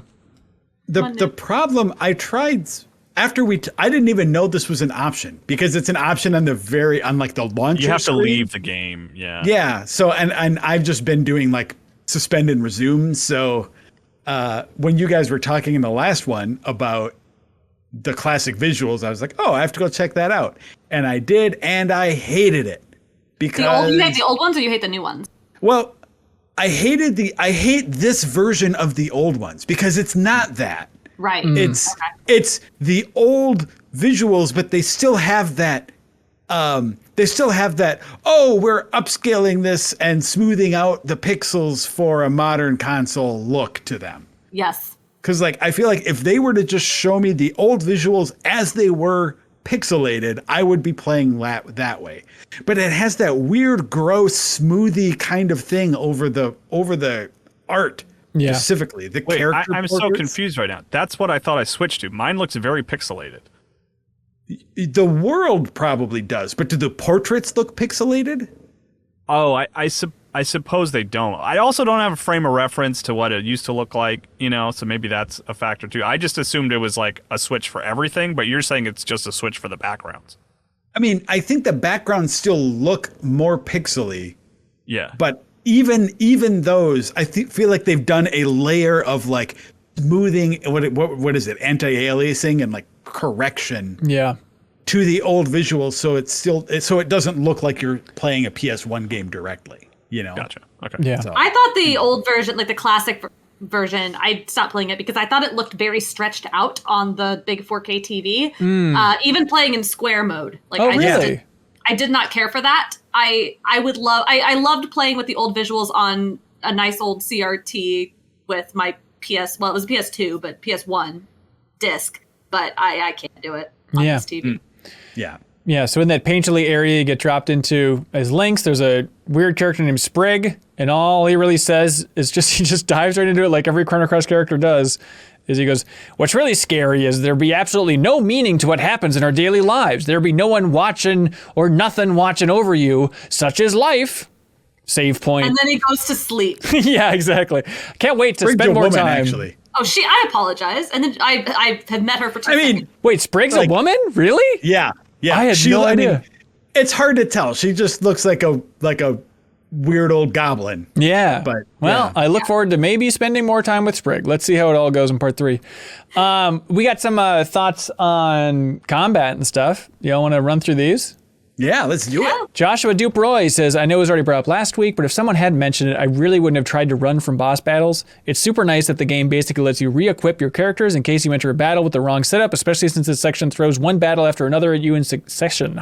The game even accounts for this contextually with dialogue where your party holds off the enemy while you prepare." It is such a nice touch. I'll also add to that, this being my second playthrough of this game, the first time I played through, I had no idea how level ups worked. And this time I've been, doing some research, talking with all of you, learning about the whole thing we discussed last week, where you do a boss battle, you get your star level, and then the subsequent like several battles after that, you get stat ups until you don't get any more. Yeah. Well, some of the boss battles happen immediately one after another, and so there's no time to get those extra level ups unless you don't know the next boss battle's coming. You assume, okay, I'll keep walking and do some more fights, and then another one just pops up. I like being able to run away from the second one so I can go back, do a couple fights, get some of those stats that I would otherwise miss, and then run back in. Smart. Hey, I have a question for you. The field effects, is that random when it starts out? Like, what's determining how it starts for the field effect layout? I feel like it's at least thematic, right? Because most of the fights that I've seen, like in a water area, there's usually some blue down. Okay. Or something. Okay. I think. Yeah. It's probably something like that. I don't know this for sure, but I believe that it's per encounter, like per enemy arrangement, right? So it's like, okay, if you're fighting 2 Cybots and 2 bats, then it's going to be yellow, black, yellow. I see. And if, I think it's whatever, each enemy arrangement has their own like initial field effect. Gotcha. Yeah, it's definitely set up so you're never walking into a situation where you just have like 3 reds immediately at the start. Right. Like, it's never going to do that to you. Yeah. Toby Martin submitted a comment over on Patreon and said, I hadn't noticed it before this part of the deepest dive. One of my favorite things about the combat is the enemies having different animations based on how much weaker they are getting. Like, specifically the bosses. That is so nice to see. Mm-hmm. It's just such a satisfying feeling of like, God, I am on death's door. I have 1 character left. I only have 1 revive. I need to get more of those. And then just having that moment of like seeing a character start to limp over. It's like, oh, thank God. Which, by the way, can I buy more revives? Is there a better place to get those? I think I only have 1. You definitely will get more later somehow. Yeah. I don't remember how, but I know there's more than one in the game. Okay, good. Matt Lynch says, my Surge feels extremely overpowered right now. His white elements that attack all enemies just run over everything. I haven't come close to dying yet. This is my first playthrough. Is anyone else finding it really easy so far? Maybe you're smart, Matt. That's probably what it is. I feel pretty strong. I feel like if you're using the same 3, like especially if you're using Surge and Kid for everything, they are going to get generally stronger because they're getting the extra stats for every boss battle that they get and not just the extra star levels. So if you're sticking with the same party, you're probably beefing them up quite a bit. I'm not having to between the 3 my Radical Dreamers team that I have pretty much not swapped out too much throughout the whole game. They're pretty strong. I ended up having to switch out because I was using Surge, Kid, and Lena so much. I got to the point where Lena was getting Lena was physically the second strongest party member. Oh, in addition to having high magic, she was getting enough strength bonuses that I was like, wait a minute, she's doing more physical damage than Glenn now? So then I was like, you need to get swapped out so Glenn can get in here and get some of these delicious bonuses because I'm not going to be using Lena for that. That's not her role. I kind of hate that feeling. Like, I don't know. I feel guilty every time I swap characters because I'm like, I know I'm losing stats. There's no way to get it back. It feels kind of gross, but you know what? It'll be okay. Yeah, I don't know. To me, it feels more in the spirit of Chrono Cross to just have a rotating parade of weirdos rather than have the one party that you stick with. Like, for this next part of the game, I've already resolved to I'm going to use characters that I didn't use before. Hell yeah. I'm going to, I'm going to switch it up. Absolutely. That is sort of the presumed, we'll talk more about that later. Yeah, I was going to say, that is sort of the kind of presumed neat thing about whatever's going to happen next is all those people we were just hanging out with, where are they? They're not in my party anywhere. I have Lynx. What does that mean? Who can say? But I don't see any of my other guys anywhere. Yep. The name's Pug. It says some of the status elements in the game are bizarre. One of my party members contracted flu, and I had no way to cure it, so they walked through Fort Dragonia in a zigzag pattern. I like to imagine they were so congested and feverish. My controller was broken. Oh my god. Oh my god, that's amazing. You already ordered a new one off Amazon? Well, it's funny because I was like, okay, I need to reset I need to close the game and turn off the Switch and reset. And I was like, but I haven't saved in a while. I'll wait till I get a save. So I was just like zigzagging everywhere.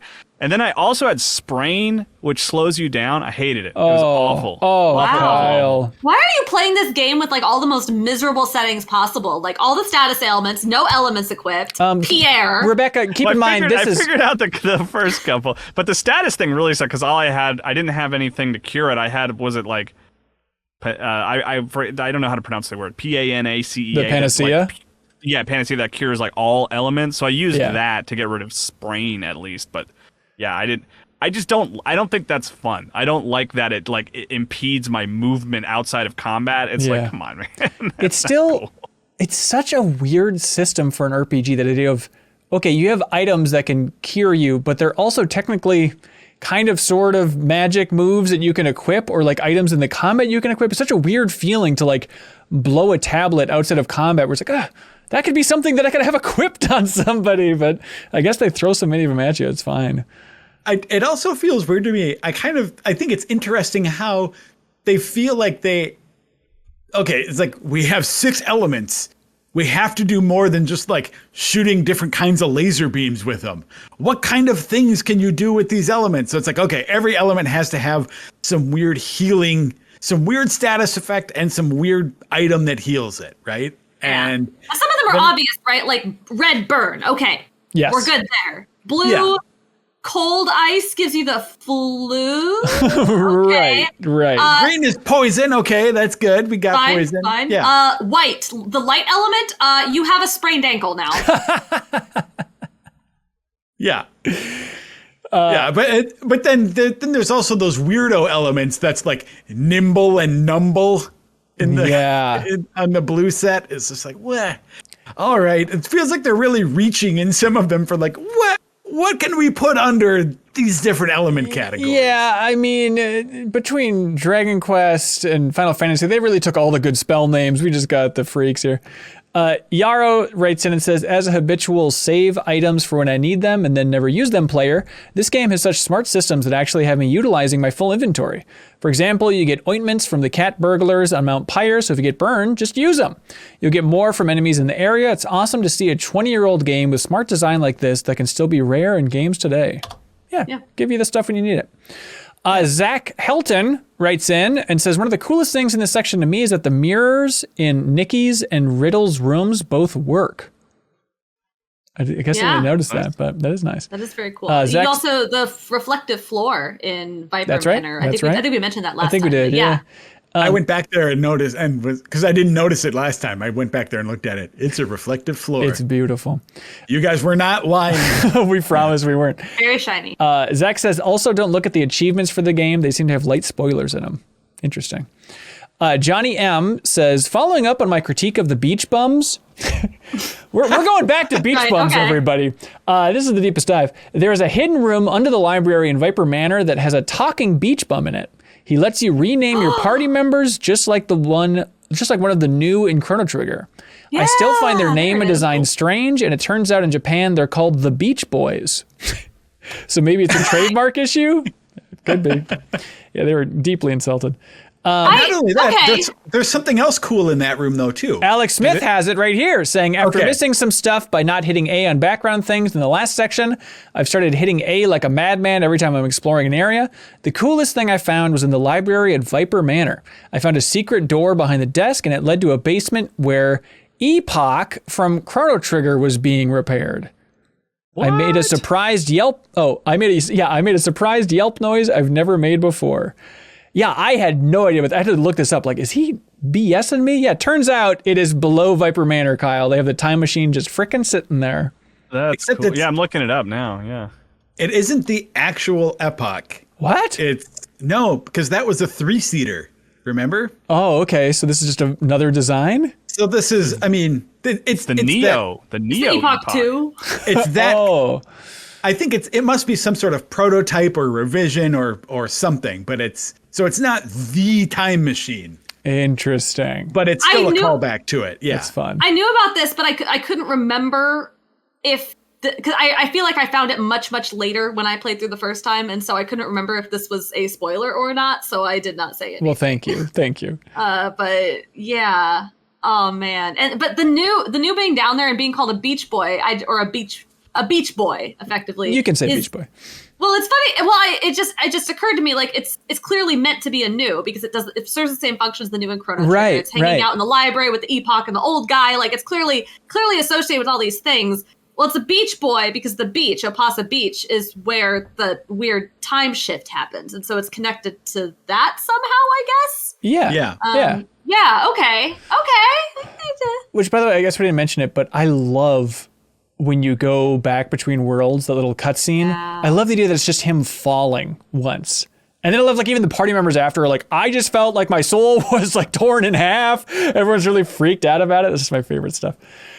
Joe Garcia writes in and says, the secrets in this game are incredible. I found a feathered dress in a closet behind the tent you wake up in after jumping off the cliff at Viper Manor. There's no indication that a room is there.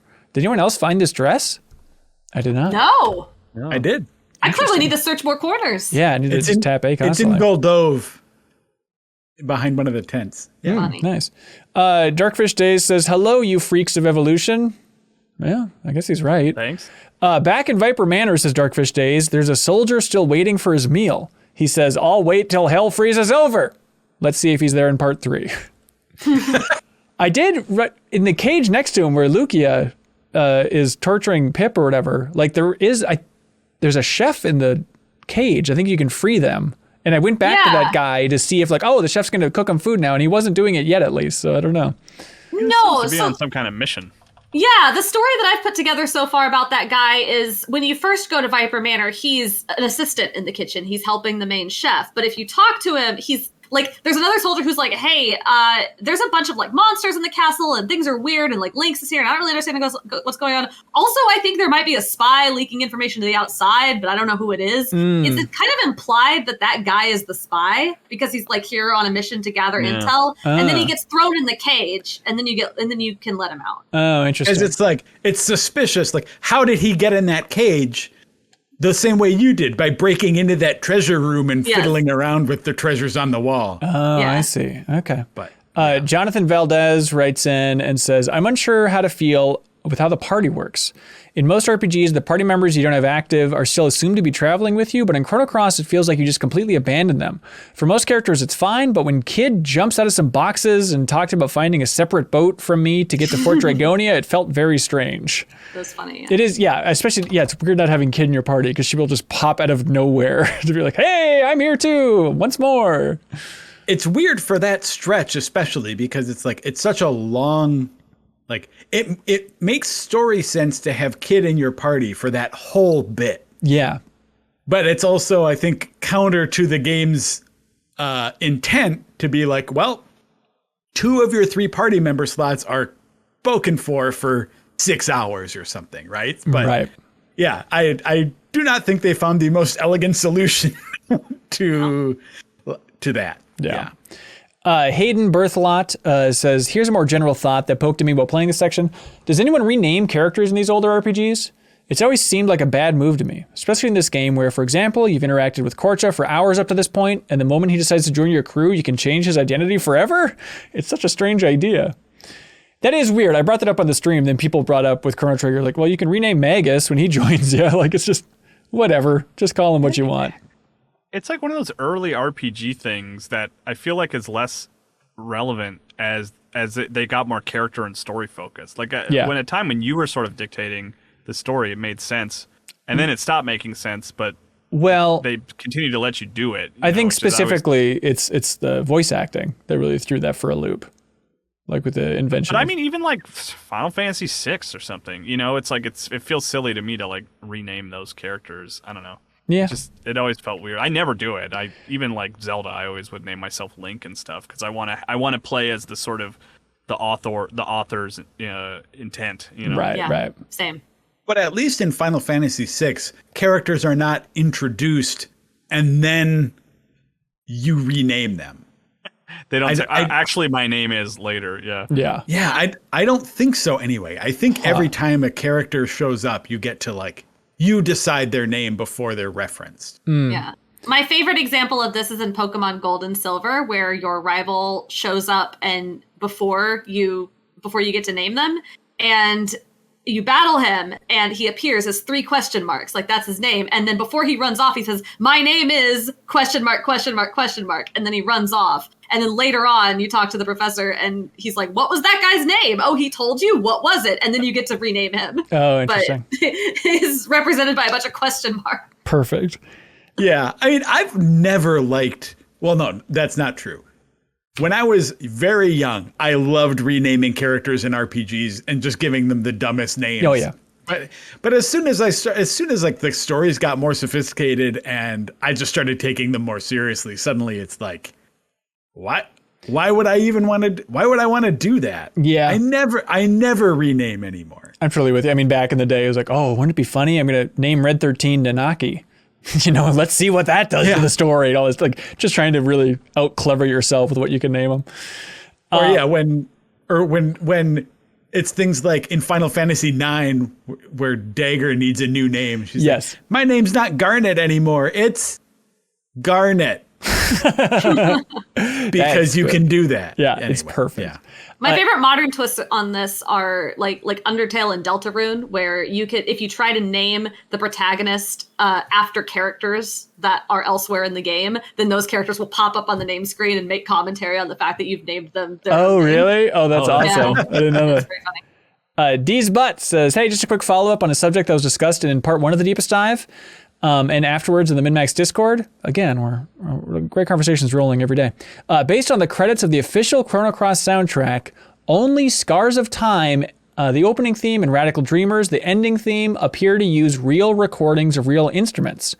Every other song in the game is completely synthesized. So the sounds of fingers running down the guitar string, they're actually all digital. Wow. Isn't that weird? I think it's brilliant. I love some of these old soundtracks that do just the most brilliant musical things with the limits of what digital music could do. But to add the slide on the guitar digitally, that's absurd. To undercut that a little bit, I think that's just probably the software that they bought, like, because it's recorded instruments that you can sort of orchestrate yourself, and so it just automatically has the string sounds in there. I could be talking out of my. Let me believe in this, Kyle. Yeah, I don't know, Kyle. But you're choosing the notes that they play. So you're saying they just would, it's automatically baked in that there's slide on a guitar? No way. Yeah, because in some of those instances, they'll just have musicians record each individual note, and then you can sort of orchestrate it. Yeah, but not the part in between the notes. I don't know, man. I could be wrong. That's what I'm saying. You don't know. I just want to make sure that's very clear. Next time one of us interviews Mitsuda, let's just ask him, where'd the slides on the guitar come from, man? Was it real? I would love to interview Mitsuda. That's one of those interviews that I would die for and then get into it and be like, it turns out I don't really know too much about music.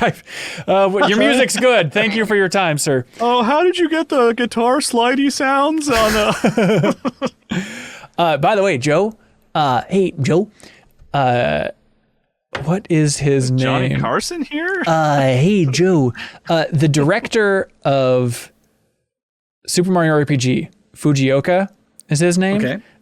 You should follow him on Twitter because he's the greatest follow of all time. Okay.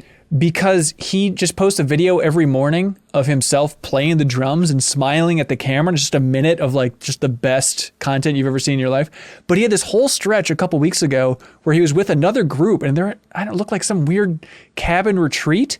And it was just a group of them all like banging on pots and pans and boxes and weird stuff.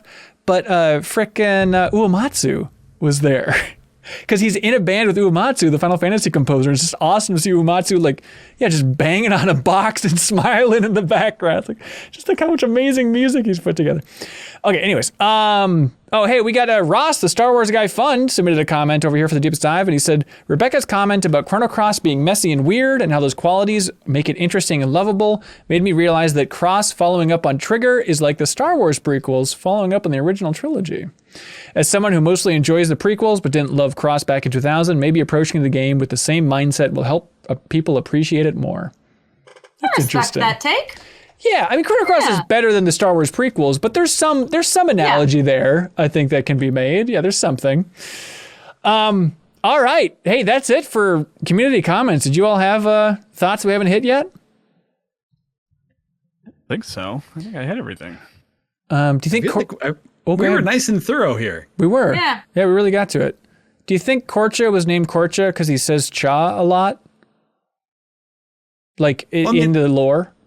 It's Korcha, Matcha, I think Orcha, his dad. Yeah. And then, of course, his sister Mel. Is Mel adopted, though? She said that, I think. Oh, really? Oh, interesting. I think. I could be pulling this out of my butt. No, I don't remember that. But yeah, I think that... Stray Bead in the Twitch chat says she is adopted. Yeah. Thank you. Yeah, I think she has a line where she says that she's his adopted sister, which she's still a sister, obviously. Yeah. But that's why she doesn't follow the naming. And that's and right. also in the Twitch chat, Sean Go Congo, who has Congo in their name, we should recognize, says you can modify a pitch software to sound like sliding. Kyle is not wrong. Yeah, Kyle, can you show me your screen? Congo's in the name. I trust them. Yeah, but can you show me your screen right now that you're not logged in as a Shango Congo on Twitch right now? Because I'm very skeptical. Something we didn't bring up that's crucial is there is an item called the Green Tinkler. Oh, right. That was not a great name. It's a really terrible name. And on the flip side, great name is the enemies in the volcano called the Hot Doggities. I'm a big fan of the Hot Doggity. I love all of the enemy names. I said this the first time. The very first area, which we have done, like Fort Dragonia, which we have now revisited, has Alpha Bat, which is one of my favorites. And then now we have revisited it, and there is the addition of more bat enemies named Combat. Very funny. Good joke. Hell yeah. I was a little miffed that the enemies in Fort Dragonia in the dream at the beginning are a bunch of bats and cyborgs and stuff. Yeah. And then it's a bunch of soldiers when I was there. Yeah, that is weird. Well, it's a dream, you know? You never can... Yeah, that's right. There's no truth in this art. It's soldiers in that area of Fort Dragonia, but the robot guys and the bats that you fight at that point, you see earlier in the area. Like, they're there. I'm just saying that it's not... The part that I played in my dream was not actually replicated fully in the game when you got there. Yeah, there's no boss fight either. Yeah, I thought it was the goo guy drops down. Yeah, it's funky. But isn't that just kind of more of the theme of Chrono Cross? The alternate realities, fate, dreams. What really is real? We are all living in an existential hell. That's right. When in doubt, just assume that Chrono Cross understands everything and everything can be absorbed into the theme of Chrono Cross, which is just life is messy, baby. Come on. Everyone's a weirdo. Life is messy and everyone's a weirdo. Life is messy, everyone's a weirdo. That's the theme. Yeah. All right. Well, hey, thank you to everybody who isn't a weirdo or is a weirdo, whichever way you like it, that supports us on Patreon and submits a comment for us to read for the deepest dive. If you're watching this and you're not a supporter yet, we'd encourage you to jump in. We'd love to read your comment for the third and fourth discussions because, hey, we're only halfway done with this sucker. Kyle, can I get a hell yeah out of you? Hell yeah. Hey! I will say the sort of the cliffhanger that we're leaving on makes me very eager to jump back in for sure. Okay, awesome. Thank you, everybody, for supporting this format, for sharing the deepest dive with a friend, for unlocking the podcast version. Again, we're so close to hitting our goal. Any help making that happen is appreciated.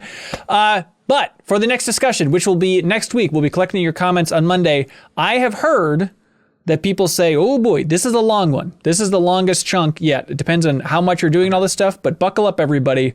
Yep, everybody's saying it's a long one. So part 3 for the next discussion, the stopping point is when there is another big change. When there is another big change, that is your stopping point, everybody, for that discussion. And we're going to be collecting your comments over on Patreon, again, at patreon.com/MinnMax with 2 N's.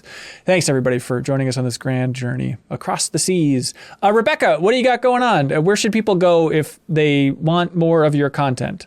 You can find all of my writing at IGN.com. And you can find me on Twitter yelling about cats and video games. I just started playing Kingdom Hearts again today for some reason. On top of Chrono Cross, bad decision. But I'm on Twitter at Duck Valentine. Awesome. Cool. All right. Thank you so much, everybody. We'll be back next week. Thanks for joining us on this journey. Bye, everybody. Bye. Goodbye. Scribbledy-doo. Scribbledy-doo. Scribbledy-doo is a pretty good one, Kyle. It's really good. I'm sticking with it. I still think Hasta La Biba is better. No, why didn't we say Hasta La Biba? Did you know that you can more than double the amount of podcasts from MinnMax every single week by supporting us at the $5 tier on Patreon? You don't have to listen through the browser or anything dumb like that. You'll get access to a private RSS feed if you support us on Patreon. You put it in your favorite podcast app, and then bam, you can listen to our weekly bonus podcast Party Chat, the podcast versions of The Deepest Dives, MinnMax interviews, Max spoilers, and you get the MinnMax Show podcast a day earlier than everyone